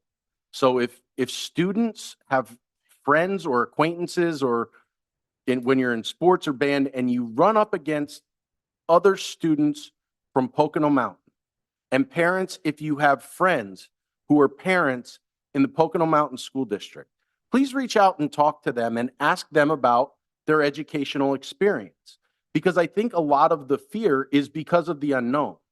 And the reason for all of the slides about this 60-minute, 6-period schedule, it was new to me. So I had to learn a lot as I was developing it. And I wanted to inform everybody about what this schedule is all about. So if it's a direction that we want to go, everybody knows what they're getting into, including myself. I saw the 60-minute as beneficial over the 42. And in 2 previous districts, I was an administrator under a 42-minute schedule. Just benefit of that additional class time and what teachers are able to do with that class time. I'm sure by the time you do your after Yeah, you gotta because see in a your exit 42, ticket. it Yes. lends itself to more lecture and less activity. Yeah. So that was where this in between 90 and 60 came with the year-round component. But please talk to people in our county whose children go to other schools that have these schedules. Talk to other parents and ask them about their educational experience. And I respect the fear of loss, and I respect families and teachers and students pushing back against what they perceive as an overall loss. But I've also had those conversations with people that I know in those districts, and their kids are having a really great time in high school too. And what we've talked about is we want to, starting in the fall, start taking our leadership teams to districts with whatever model we have. And let the students start asking the other students some questions. And let them start, because if the board makes a decision in August, if that's the way we go, then we need to calm everybody and let them see the way it plays out. So either way, I think we owe it to the student leadership teams, because every school has a student leadership team, to start those conversations. That way students can hear from students of what works, what doesn't work, and they can realize, oh, okay, we're not destroying my education. And also, hey, on a 6-period schedule, I got accepted into Brown, right? Like, let's start having those conversations, because I think once students hear from their peers, right? So let's go into development of a teenager. They're not going to listen to the tall people in the room. They're going to listen to their peers. So let's start having that conversation. And then also, as the other school district students start to say, these are the problems, we can say, all right, let's come up with solutions for those problems, if those are going to exist in our district. But I think it's really important that, one, we need a direction. If they say we're going to break the block and you're going to do a 6, an 8, or a 9, how am I doing that? What am I doing with my course plans? Right? Like that's a very wide direction and a large berth. And it's not that we don't want to do the work. It's just that's hundreds of hours in each of those buckets for 67% of that not to happen.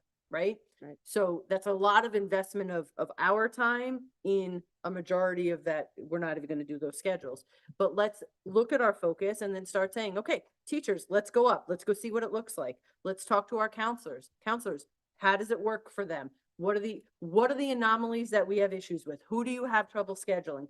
Who are the issues that you have? What is the population that this doesn't serve the most? Students have student conversations, teachers have teacher conversations, and everybody just calms and sees that it'll work. But right now, we're not going to go on a tour of the state and see every school's different model. Let's get an idea of which direction we're going in. And I said this, I think, to Ann earlier today. I'm like, the reality is, and I'm not saying we're going to do this, but if we get into this, and let's say we vote for a 6-period schedule, and we get into this, and in January, we're like, this entire population of kids we can't schedule. We've literally done no harm, because we haven't changed actually anything. Do you know what I mean? Like, so like I understand that there's fear. I agree with Ann that we're trying to be transparent, perhaps too early, but like that's our model. And what Keith said was great, and I think we need to highlight it. When I started here, there were several things this board asked me to explore: block scheduling and the use of our facilities and magnet programs. And now people are saying she wants to change. Those weren't my ideas. That's what I was asked to do as a condition of my employment. So guess what? I did. But now it's like she wants to close all these schools.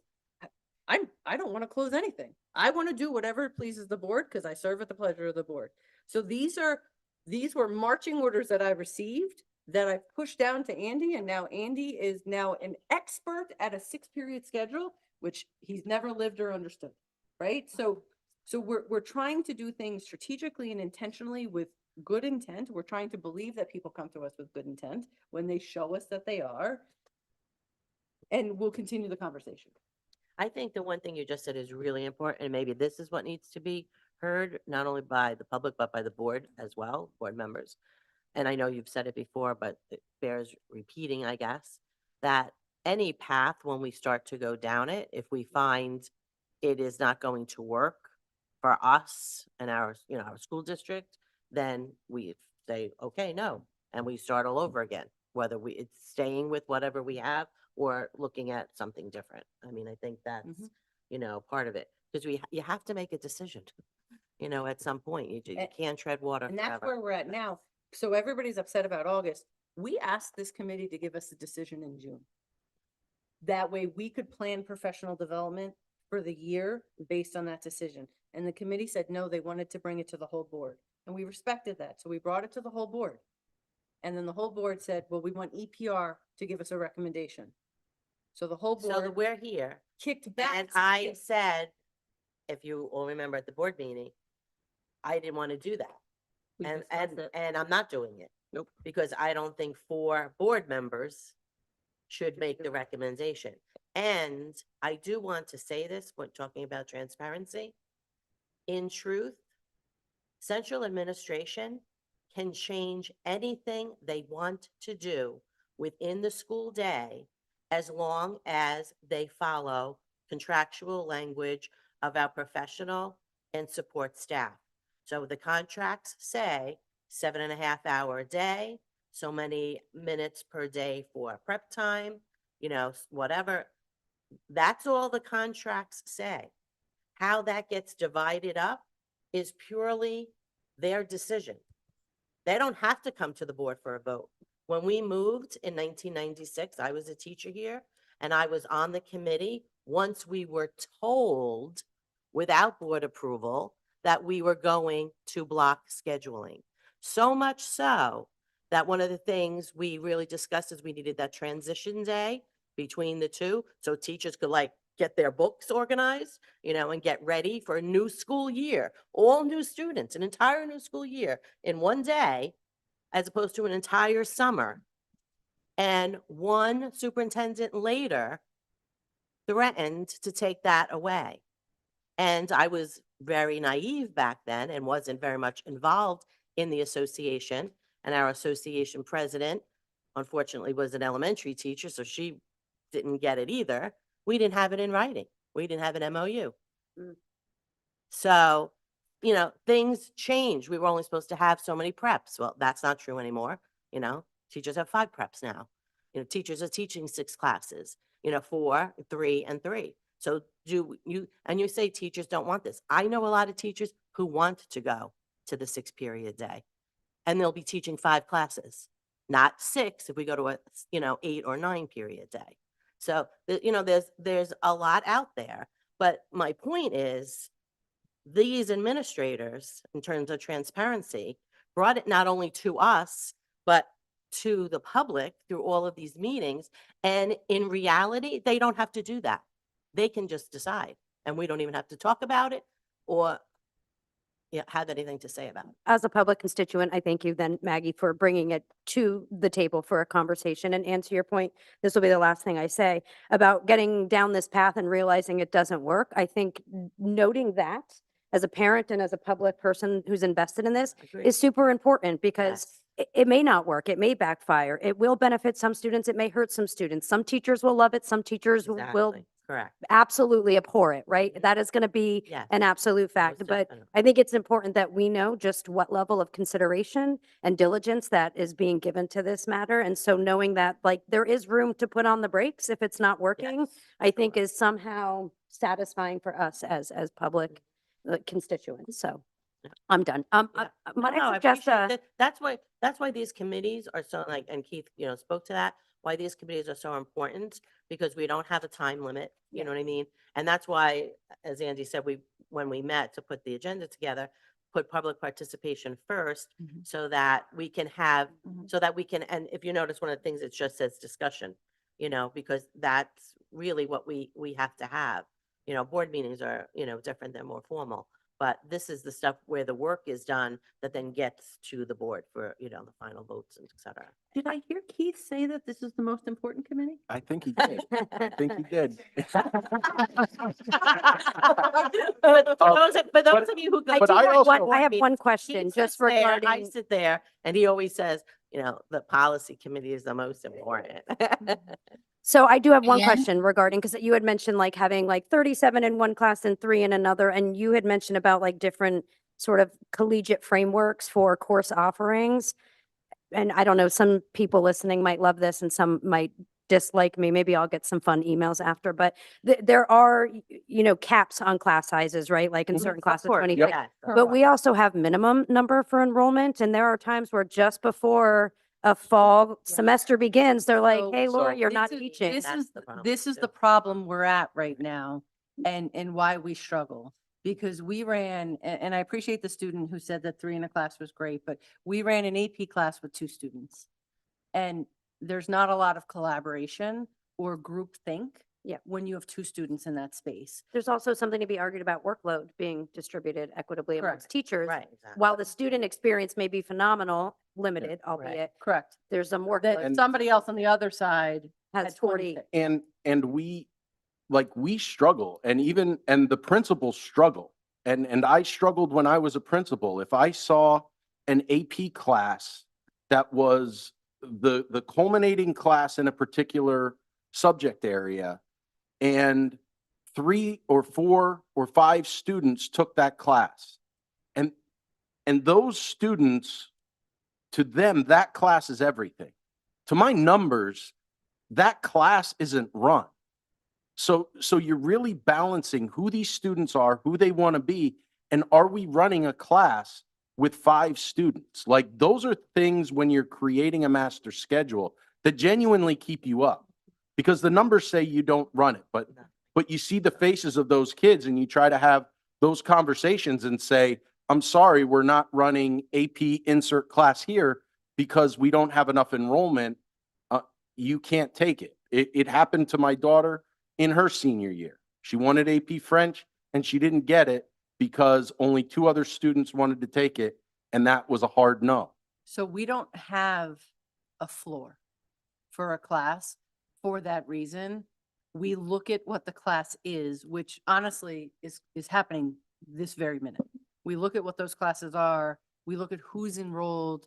What else could they take? Could we fill it a different way? If not, the reality is that we're running it with 2 students, which when we talk about efficiency of FTEs, super inefficient, but our students deserve it. But how can we fix that problem? And disallowing that class to run, we're just not comfortable with that because it's still 2 students that didn't get what they wanted. Independent studies, an option. We do. We have that. We offer that as well. Yep. And we're also looking at, is there a way to leverage ASACA? Which is our cyber academy. Is there a way to leverage that for some of these one-off, so multivariable calculus that 3 people want to take, which it sounds like the most frightening class I could ever take in my life. But is there a way that we could leverage it, that it's our teachers teaching our course, our curriculum, just in another capacity? And North-South students are both in the same class. It's in a soccer run class, which is one of our teachers. Is there a way we can be more creative? That's a solution, no matter what model we go to. And one of the things that I think is really important, and I know Angie brought this up before, that the North and South schedules are so different.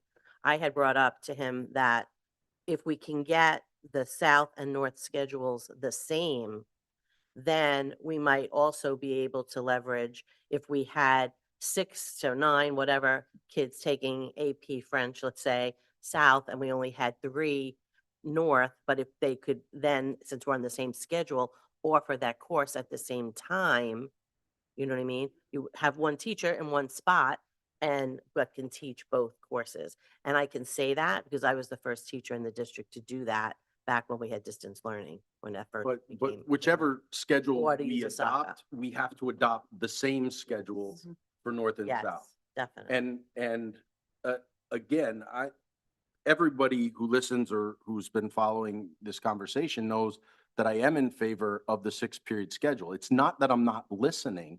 I'm just in favor, and I try to give my reasons why. And one of those reasons is that the times align so much cleaner for MCTI students under that schedule. They don't lose class time under that schedule the way they do under either the current schedule or either of the 8 or 9 periods. And it just comes down to when our contractual day starts, how many periods can I fit in before they must leave to get to MCTI? So like, those are how I'm figuring out times. Trust me, if you saw all my spreadsheets that I've been working on before I brought this to anyone, I created probably 7 or 8 different schedules. Which makes me so proud of spreadsheets. Go ahead. And ways to work lunches. And I tried to have a 43-minute class with 43-minute classes with 30-minute lunches, and then staggering these alternate periods in. And we just ran out of time and couldn't get enough lunch periods in. We'd have to go to 3 lunches, and 3 lunches in 30 minutes in either building isn't going to work. So that one got scrapped. And then we spoke about, well, what about a 7-period schedule? So the day after the board meeting, when that was brought up, I worked it up, and I'm not saying it can't work. I'm saying I need more help to try to figure out what do we do opposite of lunch, because 52 minutes in a lunch is a long time. And it's a long time for kids. It's a long time for the people watching that cafeteria, and nothing good happens with idle hands. So I really tried to work around how do we not go over 42, 43 minutes during a lunch period. So that was a driving factor. The sweet spot was that 30-minute lunch period where 5 lunches, the math just worked. And it also allowed some passing time. So I have heard all the negative comments, and I appreciate that. And I'm willing to sit down with anyone. I met with 3 different students one-on-one who just wanted to say, what would my schedule look like? And I drew up schedules for them. Here's what it would look like in a 660. Here's what it would look like in a 43. One young lady I met with, it would have been graduated by the time we did this. And she said, I'm just here because I want you to hear me out, because my brothers are coming through. And I have pages of notes of what every person that I met with said. And I'm still meeting. My calendar's, it's not wide open, but it's open enough that I'll always meet with someone that wants to come into my office and just sit down and say, can you explain this to me one-on-one so I would see what my schedule would look like? Here's where I'm at. And we've been talking about whichever plan goes through, what the course of studies looks like. We're going to make cohort pages. If you're the class of 2029, this is what it looks like. If you're the class of 2030, this is what it looks like. If you're the class of 2031, this is what it looks like. If you have this many credits, here's how you advance from 9th grade to 10th grade, how many credits you need, and so on and so forth. How do we calculate cross to other courses? So we want what's best for our kids. And I'm not shy to say I'm in favor of the 6x60, but I'm also willing to talk to anyone who would really like to see, how does this work? And again, I don't have all the answers today, because I got a lot more answers when I started meeting with department chairs, but I haven't met with all of them. And we have every single department from grades 6 through 12 meeting on the first days of school with the sole purpose of, let's do a deep dive into your department and what it could look like. So some things could drastically change. They may take their whole course of study, slash it, and start from scratch and say, here's what it looks like. You know, we talked about world language. Well, the instructional time, the way it works out, we can teach the content of our 5 world language courses across 4 years. So there isn't a need to double up in world language. But that took a one-on-one conversation between me and the department chair on what does this look like? And I'm not trying to cram it down your throat, but rather answer your questions. And I do believe in what it stands for because, and look, for me personally, I don't schedule. So if we stay with what we currently have, I'm going to work with the teachers, I'm going to work with the principals, and we're going to try to do better for our kids. If we go to a 42-minute schedule, I will sit with both principals and I will be their scheduling partner because I can do those schedules in my sleep. I've done them for a very long time, and it's very easy for me to sit with them and make a year-long 42-minute schedule. We can talk about how we make science labs work. We can talk about where study halls go. Do we want to group everybody and do class-based study halls? Like, what do we want to do? What do we want it to look like? I've tried about 6 different options in my time as an administrator there. But I know that schedule, and that schedule is what most people who aren't block schedule families know. So that's why I didn't go into a deep explanation of what a 42-minute 9-period schedule is. I took it for granted that people would understand what that was because such a large number of people have experienced that in their lives at some point. But the 6x60 was something completely different. And I really felt it deserved an explanation because when I first cracked the code, I had an aha moment. I ran to Dr. Vitale. Once she said it looked good, then I ran to Ms. Pullmounter, and we spent 3 hours picking it apart. Just how would we make kids' schedules work? What would we do? How would this look? And we've done it almost every day since.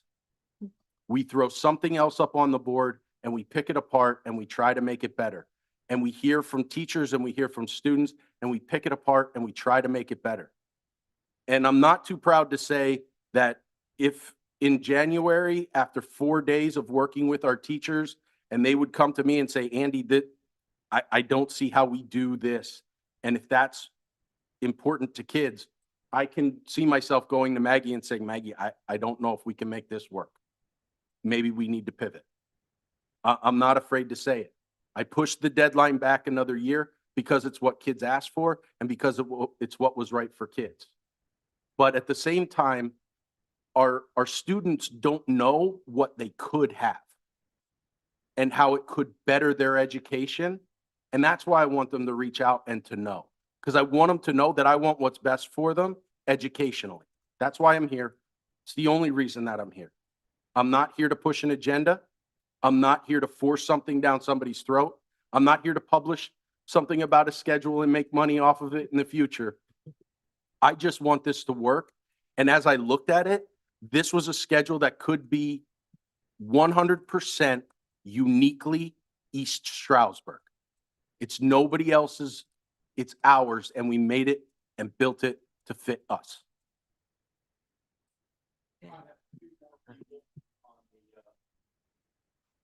Okay. Okay. And then after that, can we agree that it's getting warmer in here and we can, We have one question too. yeah, Nicole? Okay. Okay. Thank you, Lauren. Hello, can you hear me? Yes, ma'am. Okay, so for the record, I'm Lauren Langdon, resident, parent, and taxpayer, and I am here tonight. I'm always here at every meeting. I didn't apply for your advisory committee because the board was handpicking candidates. And let's be honest, I'm the thorn in all of your sides because I speak out. But also because then the people who feel I'm their safe space might not feel that way anymore. This isn't a smear campaign I started. It started with me getting the word out to help save JM Hill. What I'm sharing is information sent to me by your staff members who became comfortable with me from that. I don't think there's false information being shared. I think it's how the information is interpreted by each person. I was told by a Mountain View parent that Mr. Snyder changed their schedule and then left, and it totally bombed and they changed it back. I didn't share that because I can't find it as fact. So I try my hardest not to share misinformation and fact check what I can. But when staff members want me to share their feelings or what's going on behind closed doors, I'm going to share it. At the last meeting, while I was on family vacation in Tennessee, I had to stop what I was doing and listen to everyone on that board ready to vote on this, except for one board member. One said we need more public discussion. Another thing is you make a joke at every committee meeting, oh, nobody's here, nobody wants to speak. It's because it's super hard for parents to make a 5:30 meeting. They're leaving work, picking up kids, making dinner, running to sports. You're never going to have a big turnout at 5:30. But with 80% of students against this schedule change, and you say once they live it, they won't know anything else, that's not how decisions should be made. Your problem is too many big changes, one right after another, and it's terrifying your parents, your students, and your staff. You call me a smear campaign, but you spend every meeting making a smear campaign about me. Next. Okay. No, next person, please.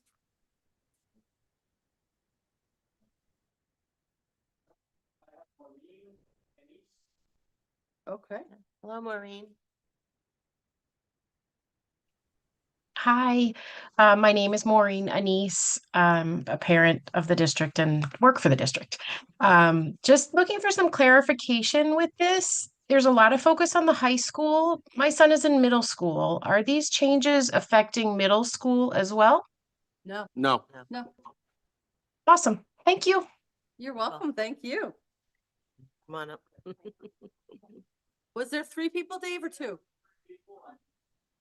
I'm sorry. Sorry. It's a different view. Is it good? Okay, Karen. Karen. Hi, I just, having listened to some of the conversation, I had a question come up. I understand that we are still the only district within the county, right, that has block scheduling. So there's been references made to, I know Mr. Sardi said Pocono Mountain was one of the districts that like you spoke with and about their scheduling. And I know there's been reference to like as potentially changing the scheduling because of, to help whatever the reason is, we do on paper, we have declining test scores, whether it's strictly because of non-participation, a lack of proficiency with the students who are, whatever it is. But I'm curious, how long ago did these other districts, did they change their scheduling prior to COVID? Yes. Yes. Yes. Okay, so we could also assume that, I hate to say assume, but and it will be a while, but we do know there have already been studies about the impact on COVID and learning and students' mental health, and the fact that some of this in recent years, particularly since COVID, might not actually be related to the scheduling, but perhaps gaps in learning due to, how we had whatever, hindsight is 2020, but at the time what we didn't know, and having our hybrid schedules and, students not thriving, being forced to be remote or from those things. Yeah, most And definitely. like, so perhaps some of our current high school students, like they're feeling the effects of that. Which is why that state comparison is really important, because just looking at our data set is one statistical number, but when you do a state comparison to see how students are performing across the state on the same assessment, that really helps us. But do we know across the state too what other, like, are there other districts within Pennsylvania but in other counties that are also like maybe still on block scheduling, or are we like the last in the state? No, we're definitely not the last in the state. Okay. And I know we there were are the some last in the very high county. performing districts that follow a block schedule. What I couldn't find, and through all of my research with the school districts that follow block scheduling, they don't have the hybrid period piece built in. So that I could not find anywhere. So Central Bucks School District is on a block schedule. The closest one East to us Penn is School Nazareth, District, I think. yeah. And Nazareth is a, Nazareth. And Emmaus is also. Yeah, so they're high performing school districts. They're on a block schedule, but they follow a block schedule. At some point in our past, and I can't pinpoint when, our schools found that a block schedule wasn't conducive to the needs of some of our students, and they shifted away from it. And that is part of the problem that is in our scheduling and being able to get kids the courses that they want. So, you know, one of my options to the board that I said is if we want to commit to block scheduling, let's commit to block scheduling. And let's do it and do it the way it was intended. Now, in traditional block scheduling models, there aren't study halls. It's not in that model. By the way, that was another reason we went to block scheduling, to get rid of study halls. So I'm not saying study halls is a dirty word, but when I mention study halls as a negative, it's because it's not part of the block scheduling model. And that's really one of the things that I'm trying to look at. So as I look at, we're not performing where we would like to perform. We need to make change. I'm looking at the Bell schedule as one way we can change to improve our instructional practices overall. Block schedule, if we follow block schedule, there are school districts that are making it work well. But And I'm sorry, I just have one like kind of follow up on this and I completely understand as a son who did not do MCTI but is looking to go into a trade and had a husband who worked in a trade, how valuable that is. And I do recall, I don't remember how many years ago it was, I think it was put forth or there was a plan to enable vocational students to do their core classes all at one location so they wouldn't lose instructional time or whatever by that back and forth. And I know that was a state level. Is there anything that can be done at a district level with regards to that? Or does that have to happen solely at a state level? So they were looking at a more comprehensive high school. They've moved away from that to a standard CTC with satellite programs at high schools. If we looked at that for a district, what it would look like is that we would have to redraw the lines, because South would take all of the MCTI students just because of proximity to Bartonsville. So then we would have to reproportion who was a North and South student to accommodate the extra 150 students, because North has 800 students, we'd be taking 150 out. They would then have 650. We would have over 1,500 here. You'd have to redraw boundary lines. And then when students are here, if you're a North boundary student, when you're here, if you are not successful at MCTI and you need to go back to programming, you'd have to go back to North.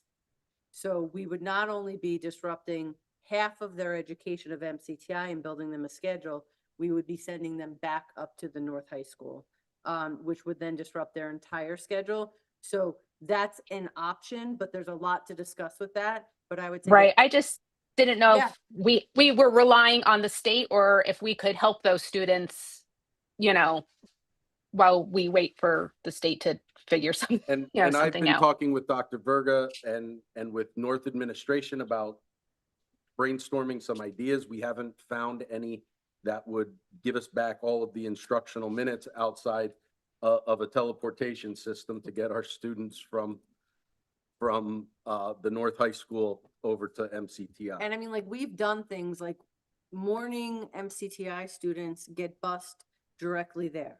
So we run a very inefficient transportation route, but we do it because it's what's best for kids, that we don't bus them from home to the high school, then to Bartonsville. We bus them straight from their house down to MCTI, and then the end of the day MCTI students, we bus them directly home.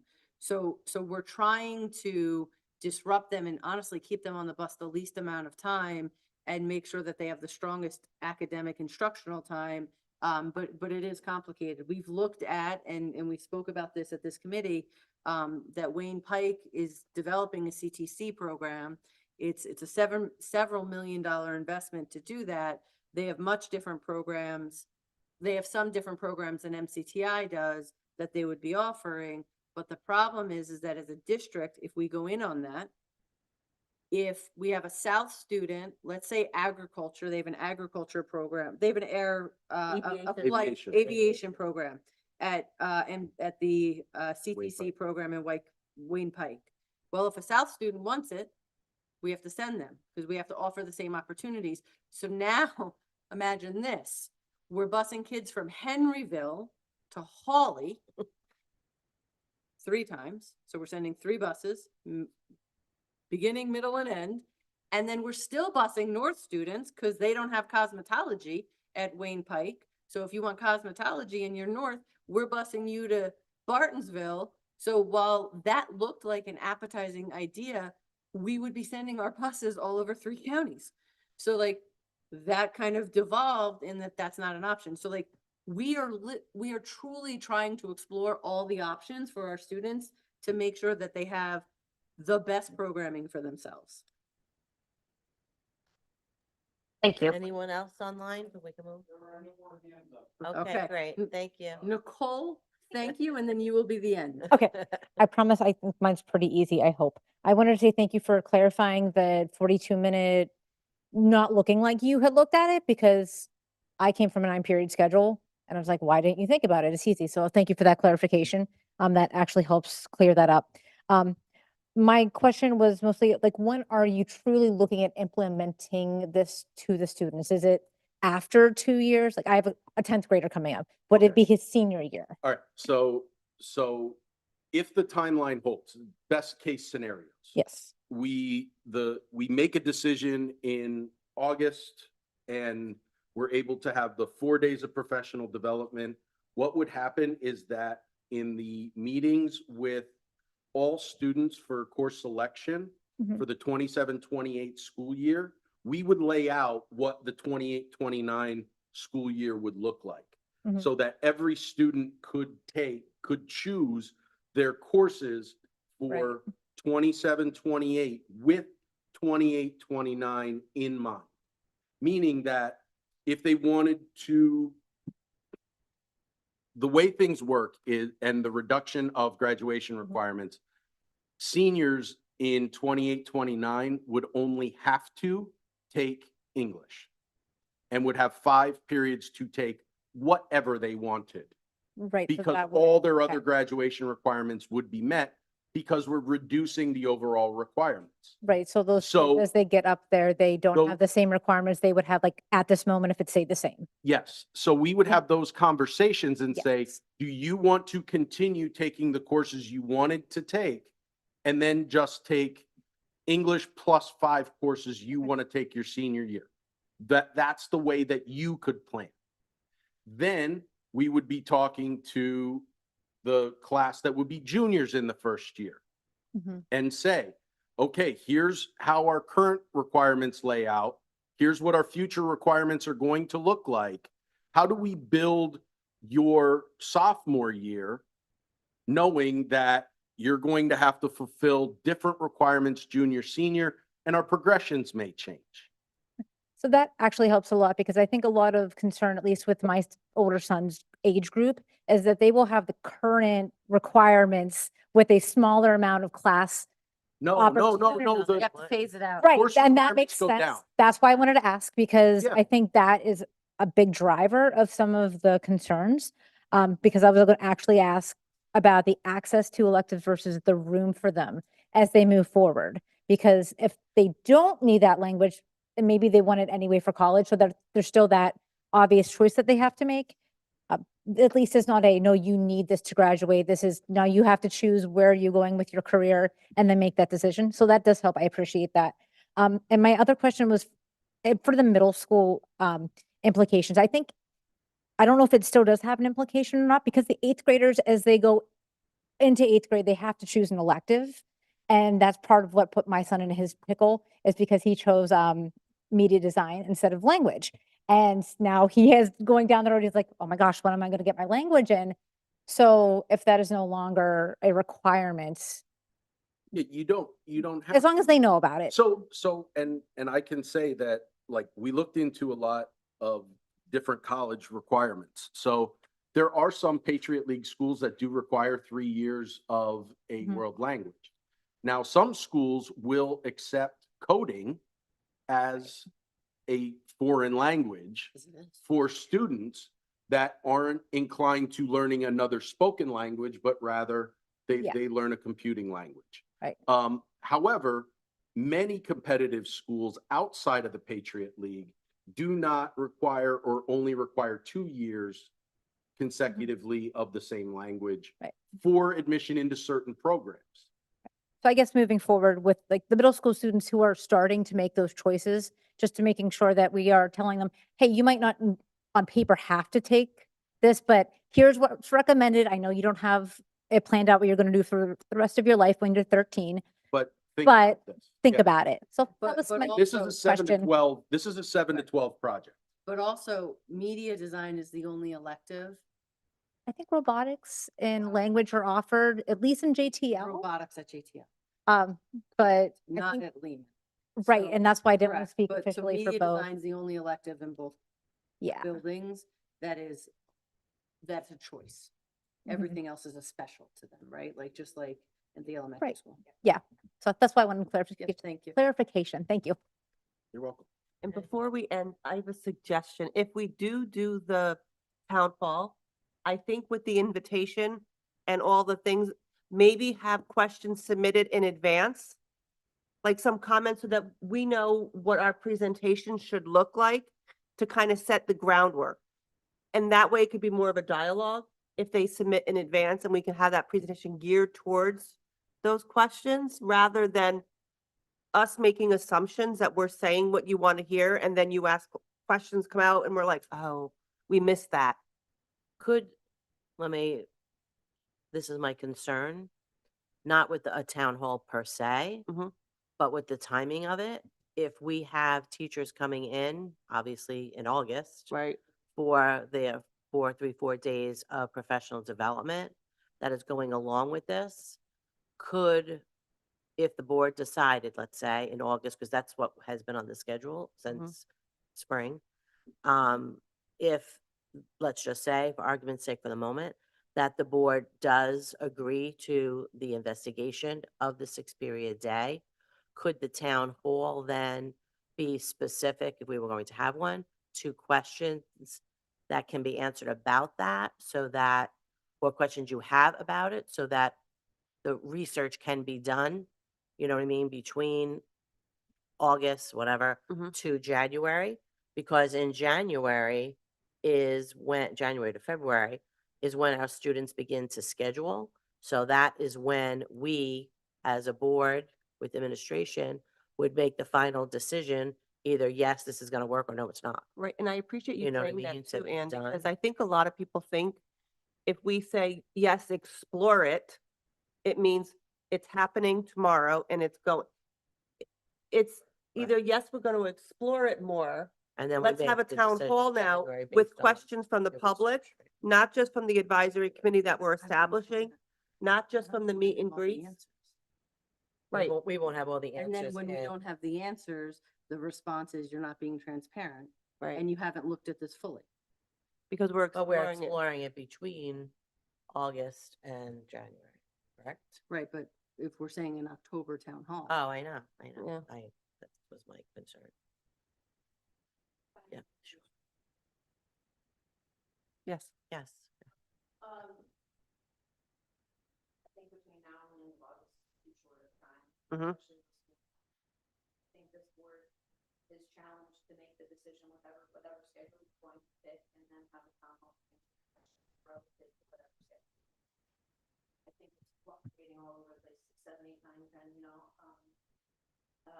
I'm just happy to hear that you haven't made your mind up yet, and that the students have been heard. Thank you. I work for a pleasure before, so I Thank you. this decision is not. But I think if you're gonna have a town, hall, you need to make a decision. Right, so we can get the questions out there. And yeah, I think they could. Well, because they have to decide by August. For the teachers. But just because we're not deciding that we're doing it in August, we're just deciding that we're going to explore a specific one more. Mr. And- Andrews, your administration is requesting for a direction from the board for August so that we can begin planning. If not, you're going to be delaying it a year. So, yes. It would be we another are- year off. We are making a request again for direction so that we know which direction to start looking at and exploring.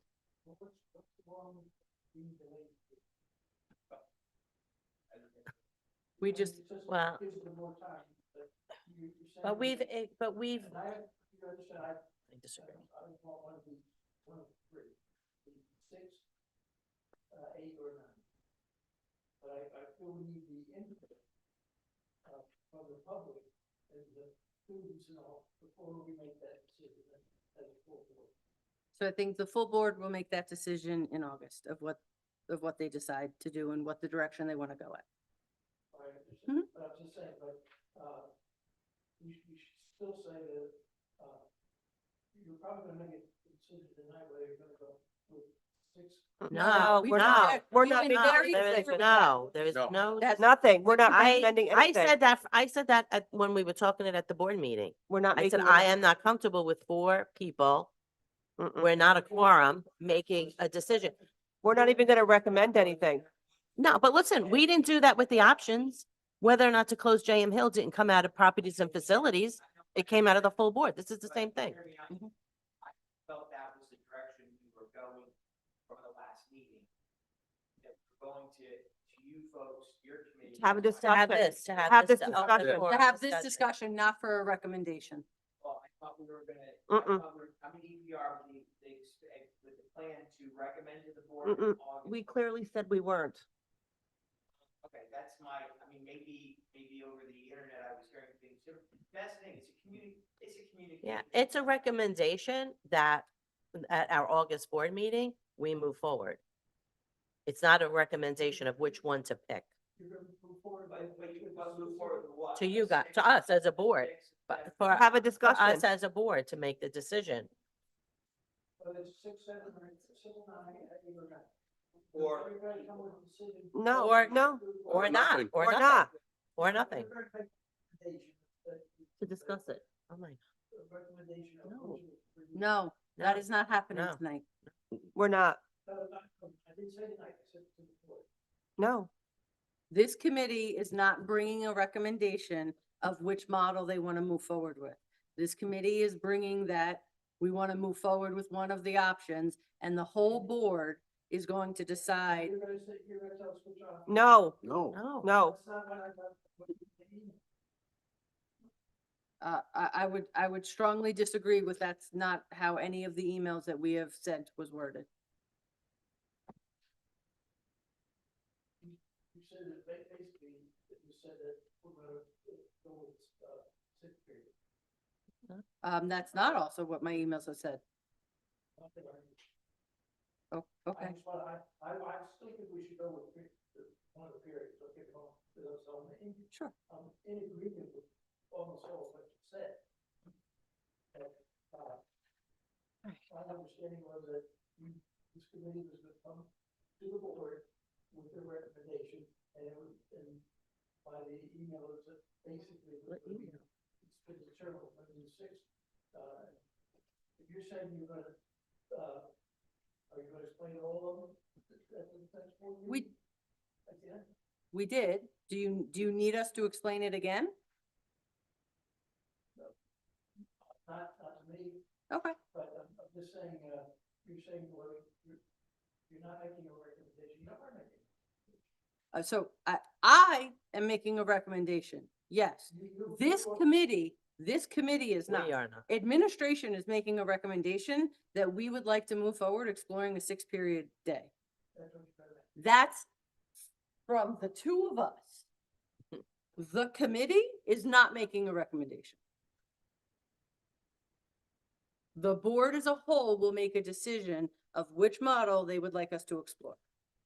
Let's talk about all 3 models again. you'd like to. If you feel that you would like us to do that presentation again, we're happy to do it again. Do we want to do, the reason why? I think Andy did a great job with his presentation, he really did. My issue was the clarity of where we're going at this point, that's because, I agree that we are looking for clarity, so we are in agreement that we would like clarity of which direction we should be putting our energy in. And that's what we're seeking. otherwise it's not wrong.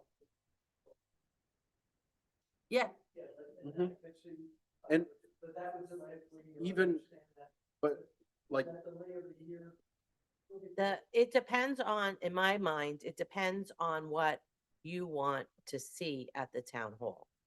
Like, if the town hall is for people to give their opinion on all the different models, then that would delay it for a year. If the town hall was, when the administration comes to us as the board and their recommendation is to explore the 6-period day. If as the board, we agree to that, then I said, should we, could we, want to, whatever, have a town hall or some sort of, discussion that anyone could put forth those questions so that as students and teachers and administrators are, say, going to Pocono Mountain or doing research or asking questions, the administrators, have that 6 months or whatever it is, August to January, to then show, give us all the answers that we've asked, both as committee members and as the public, so that then by January, we make a decision. We're either moving forward with that particular schedule or we're not, because students begin their scheduling process in February. So the decision would have to be made prior to that.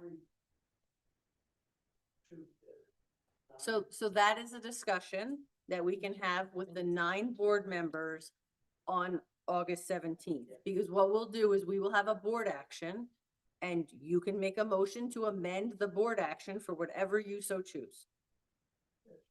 Yep. Yep. I just think the students and the community talking directly to the board is a better way to go than having the survey. We didn't get that. The surveys were good, but we didn't get that much good.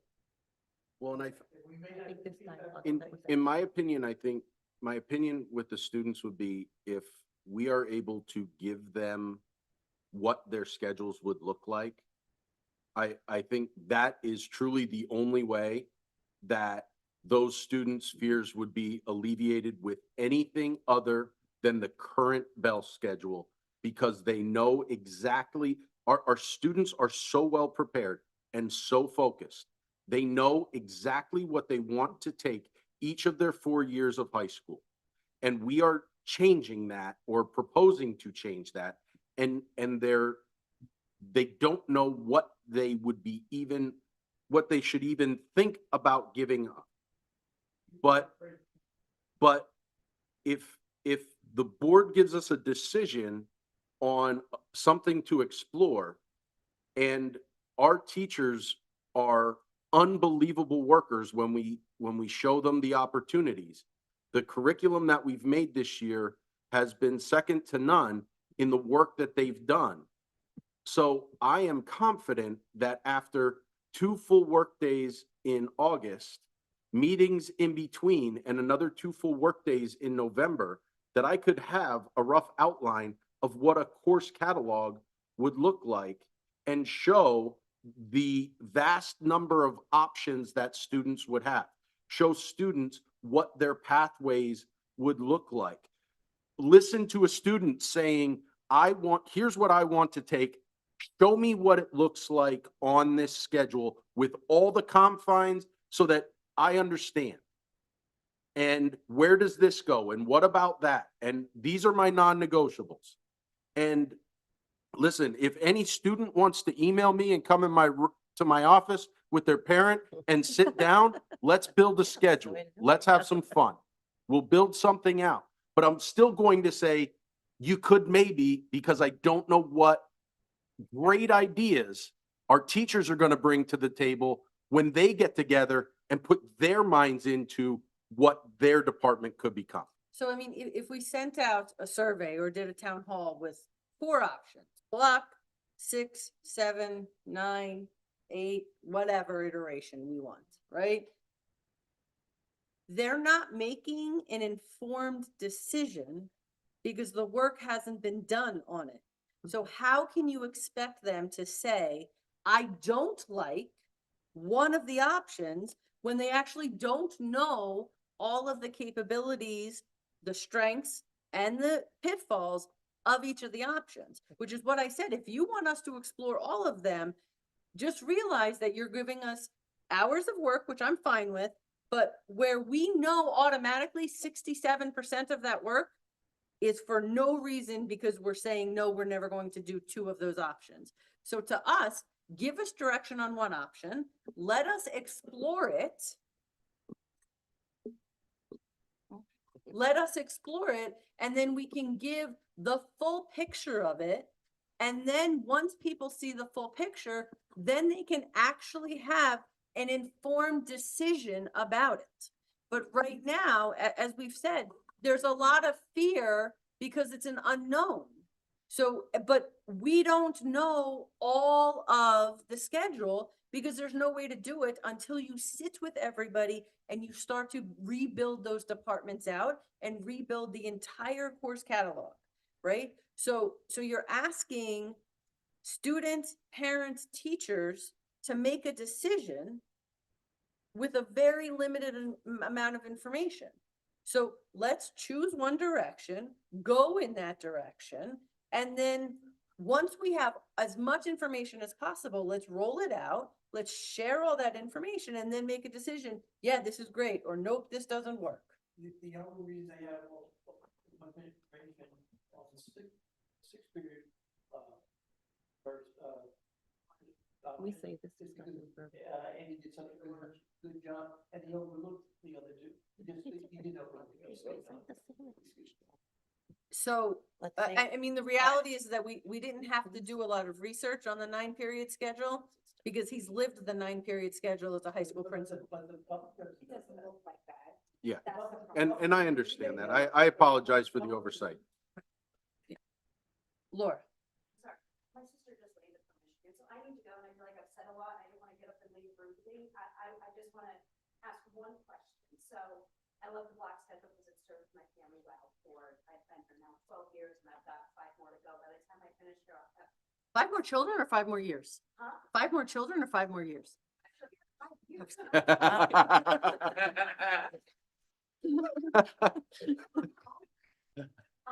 I'm just curious, so with the schedule that we all know that we're familiar with, the Yes. 9th period, also, is anyone else being 1, 2, 3, 4, 5, 6, 7, 8, 9, 10, 11, 12. With that schedule, that is 42 minutes in length, I'm just curious, and this would maybe add a layer of complexity that maybe has been talked about or not.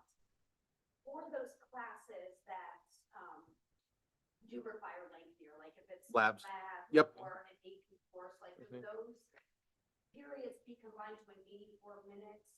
What would be presented Oh. as a block, but it would be like exceptional. So Uh-huh. I actually had the science teachers ask me that question, and my answer was, let's not explore till we know.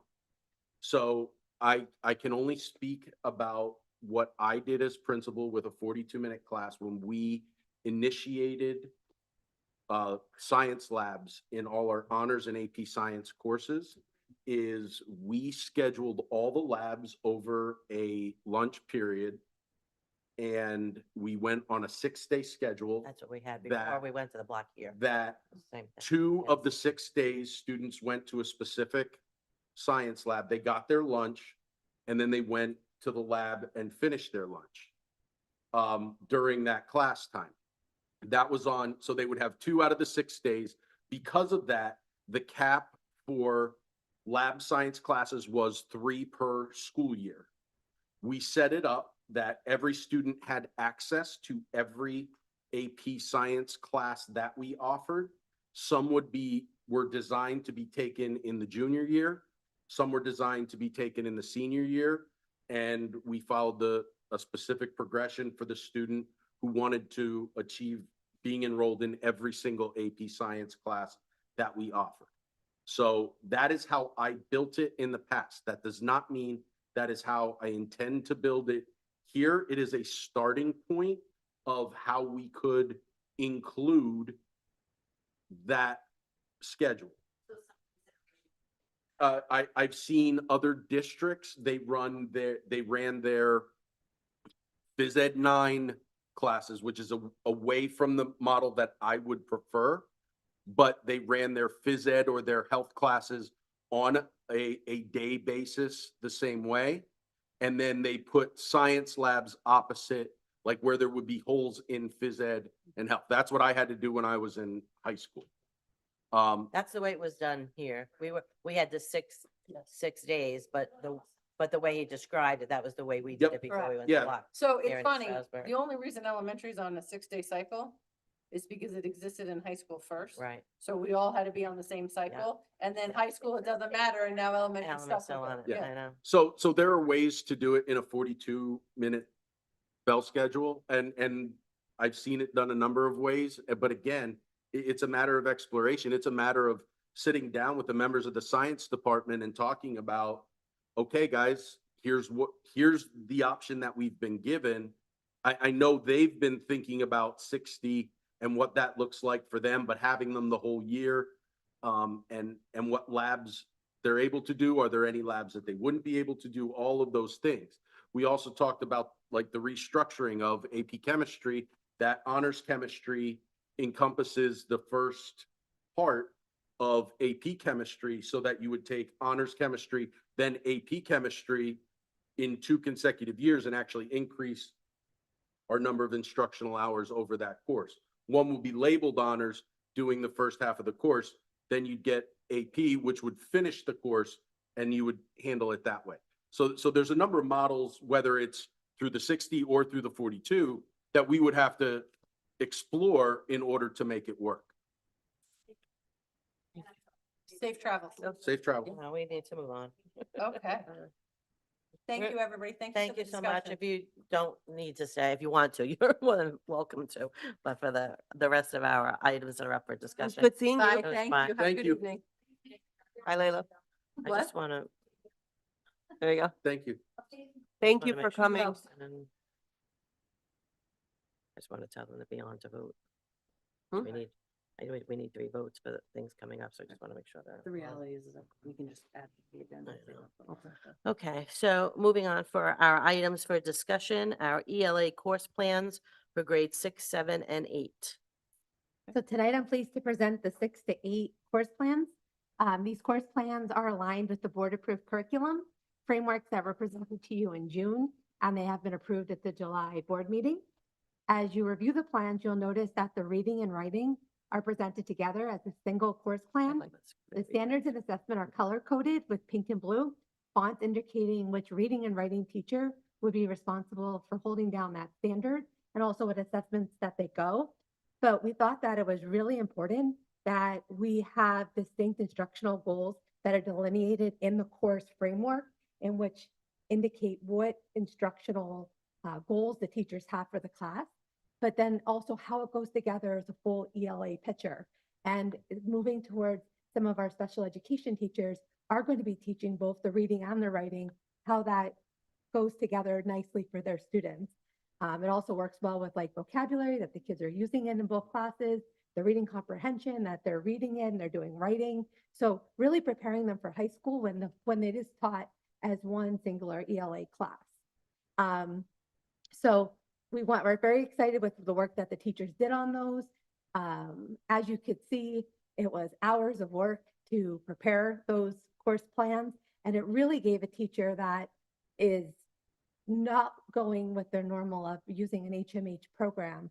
The teachers completely broke the mold and are teaching their students the way they know what's best to do. So we're super, Maryland, I'm speaking on behalf of her, she couldn't be here tonight, and Kristen and Andy, and I know Maggie, we're really proud of the work that they did to get us to where we are right now. I went through them, and I'm going to reiterate the amazing, awesome job of it all. The amount of work that goes into the planned courses, not only individually with the curriculum framework, but hooking, as you said, the reading and writing together in one document for the combined class, I think is truly phenomenal. It shows the interdependence of the 2 courses, team effort, and linking everything seamlessly. And sorry that our parents have left here now in terms of 60 minutes. We have students who are taking 8th grade, obviously 6th, 7th, and 8th grade, 90 minutes of ELA all year, So when we talk about a block scheduling, it's only 90 minutes for half the year. And, so you're losing 90 minutes. So at least when you go to 60 minutes, you're gaining that kind of time. So really, what can be accomplished, for and gained for all of our students. I would like to say a heartfelt thank you for all the work, obviously that all that you do, but really for the teachers who took the time to really make these plans outstanding, and for everything that they do for students that we know go beyond just these academic pursuits. I do have just a kind of a couple of little questions.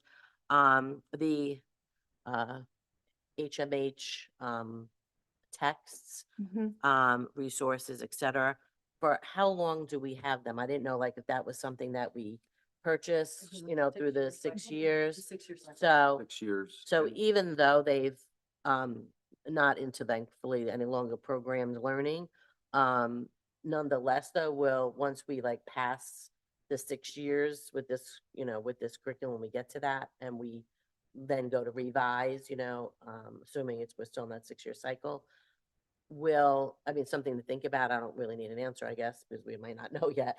Would we be quote unquote, hiring HMH so that they would still have all of those resources? Or would we then be trying to, like purchase or find them online, Well, whatever it is that they've been using? So obviously predicting the future, what I can say we would do is, and what we have been doing with HMH, if you really dive in, is we looked at what HMH provides and the standards that each excerpt or text covers. Mhm. And the teachers wanted more novels, they wanted books in the hands of Yeah, kids. great. But with the way that HMH was designed is that the excerpts were where they were driving home specific standards. So now that we've remapped the standards, it gave the teachers more autonomy within any one unit, that they could then choose a larger text, or they could choose a novel and still have the students learning within those learning standards. So I can't predict the future of No, where we're agreed. going to be, but what I can say is we will assess where we are and what we need to Mhm. move forward and do better for our kids. Only because a good majority of the texts that are being used, throughout is Yeah. HMH, and and should be because we bought them. So I mean, obviously, we should But- use them. But it says, and every single one of them said, additional resources and common lit, obviously, which we also have. So I just wanted to kind of just say that, so we're We're kind of we're willing to work with the teachers and the resources that they can best use to support our students' learning. And there were a couple of ones like that I went on that were like either video clips, not a lot, but there were a few, I think more in 6th grade, that the links were like either I couldn't get them or they seemed like they were dead. So I just, wanted to make sure, kind of go through that. So that, again, some of them I might not have had access to, I think, Some of them they like the haven't ones that were shared. like the ones that were teacher made, it says, I was denied access, so I just Mhm. asked the teacher for access, no big deal. But some of the other ones, it was like, couldn't, link can't be found, that kind of Okay. thing. Do you know what I I mean? wonder if So it had a space. maybe it had a space We will in it, go through them and I and double couldn't check open it. all of That's them. very We true. learned That's who we learned that today. Yeah. And I laughed because even like some of the, one of the poems, like was the New Colossus by Emily Lazarus. And that's one that is in the AP book, and is taught. I mean, it doesn't matter because you can pick a variety of poems and stuff, but I love to see that because I would love to have be in a discussion with the 7th graders to see what they were thinking, as it contrasted to 12th grade AP. So I just thought that was fun. And lastly, I don't know if I ever asked this question, just overall, where will the curriculum frameworks be housed on our website?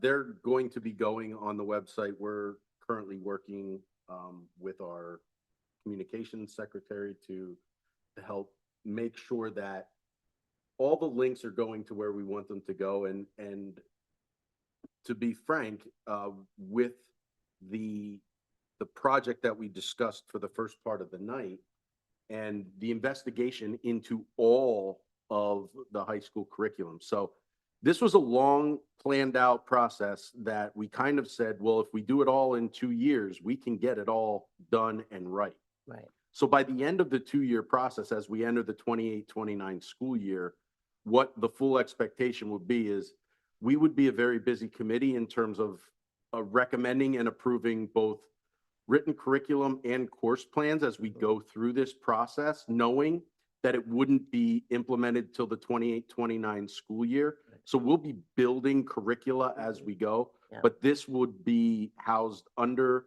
the curriculum page. The links will be changed. We're also doing PDF documents for the curriculum framework because that won't be changed on a year in and year out basis. The teachers are going to keep the course plans as a living document that they'll be continuing to make notes on through the year. Yeah, the curriculum framework is what I was thinking, because that Yeah. doesn't change.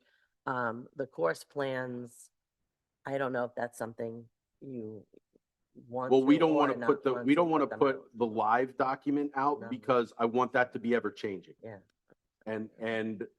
But in the like while it's being worked on, like I only want things public facing that are top quality work, and course plans are by nature always going to be under Yeah, construction. definitely. That's You the know, on a beauty year of in them. and year And out I mean, basis. and I know I've said this before, but I really, like so much thank you, because I mean, not only didn't we have curriculum before, but like that wasn't updated, but we never, and on the, high school, really, it's only in elementary that did that did the course plans. So to see them, as we have been through the high school and now obviously middle school, it's really like phenomenal. I can't really stress that enough, but for what it's worth. So thank you to everyone, teachers who are listening for sure. The only thing I want to say is I'm glad they're going to be cohesive now, so I'm not learning to spell something in one class and grammar in one that doesn't tie to what I'm learning and reading, because English is really reading and, together. And before they felt very disjointed to me as a mom when I would help my kids, and it was a while ago now, perhaps I will say, but it was disjointed and it didn't always make sense. So I like that they're kind of going together now versus two separate classes. And that was definitely an intentional move from our teachers' standpoint. Doing the curricular review from 6 to 12, we're able to have those conversations.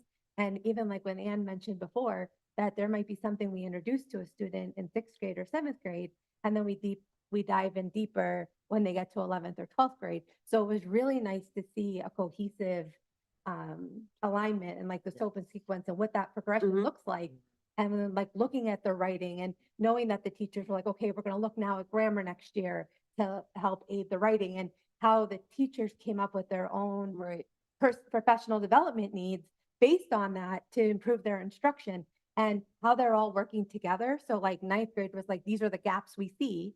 And then the 8th grade teachers were like, okay, we could close those by modeling more after the high school model versus more of the 6th grade, which is wants to stay more aligned with transitioning the students from 5th grade And to you 6th could grade. see that Mhm. in the course plans, Yeah. truthfully, like I want to say the depth and all the extras, I guess I want to say, were in the 6th grade, course plans. So you could see where that was coming from the elementary, and where the shift from 6th grade to 7th grade went Exactly. more in the secondary, 7 through 12, obviously.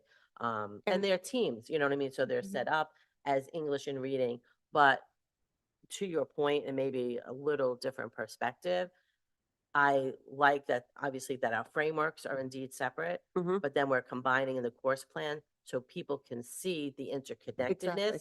but yet at the same time, it's very distinct what the skills are that an English teacher is teaching and what a reading teacher is teaching, because our reading teachers are, reading specialists. And that's the last time, 6th, 7th, and 8th grade that they're getting true reading instruction. When they get to 9th grade, it's all content reading and there's no real reading instruction anymore. So, so it's really important that, we can see and delineate that different, but yet how it goes together. And in the English, as you said, very cohesively, you have all the types of writing introduced in 6th grade, and they're carrying straight through, obviously, through 12th grade. So, in terms of that, development, you can see in the assessment that they're going from 1 paragraph to a 3-paragraph to a 5-paragraph to Mhm. multi-paragraph to, research, et cetera, et cetera. And So as it's much wonderful. as we don't teach the test, I think these skills combined will help kids adapt better. And like, if their reading skills are stronger and it's applying to the English that they're learning, then the ELA PSSA is going to be easier because it's not the disjoint that we have right now. Okay, good, all right. Then moving on, we have the ongoing assessment project for OGAP. Yes. What is OGAP? So OGAP is the ongoing assessment project. Oh, so It it is means, part- okay. It is part of our comprehensive plan, and this is an error that I made not bringing this sooner. This is the professional development that all of our elementary school teachers, as well as our middle school math teachers, will take. It focuses on formative assessment and differentiating math instruction and growing numeracy amongst our students through math. The overall price is $327,200, which will be paid through the Title I grant.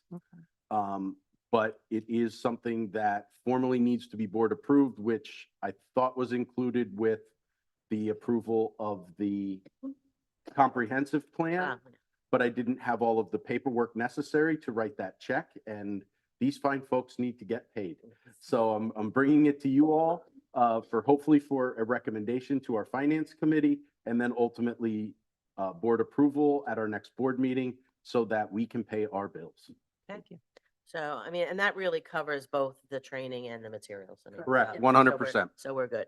Yes. Okay, and we've already had our public discussion. So moving on to our advisory recommendations. I need a motion to approve OGAP training for $327,200 paid for by the grant as. So moved now that I know what it is. Second. Thank you, Jason. All in favor? Aye. Aye. Okay, and then a motion to approve the OGAP ongoing assessment project, additional items, $1,365. So moved. Second. Thank you, Shanika. All in favor? Aye. Okay, and so our next meeting is Thursday, September 3rd, 5:30, and motion to adjourn. So moved. Thank you. All in favor? Aye. Thank you, Aye. Jason and Shanika, for Thank you, staying with guys. us this Been whole time. excellent, Appreciate it. excellent meeting. Night, Thank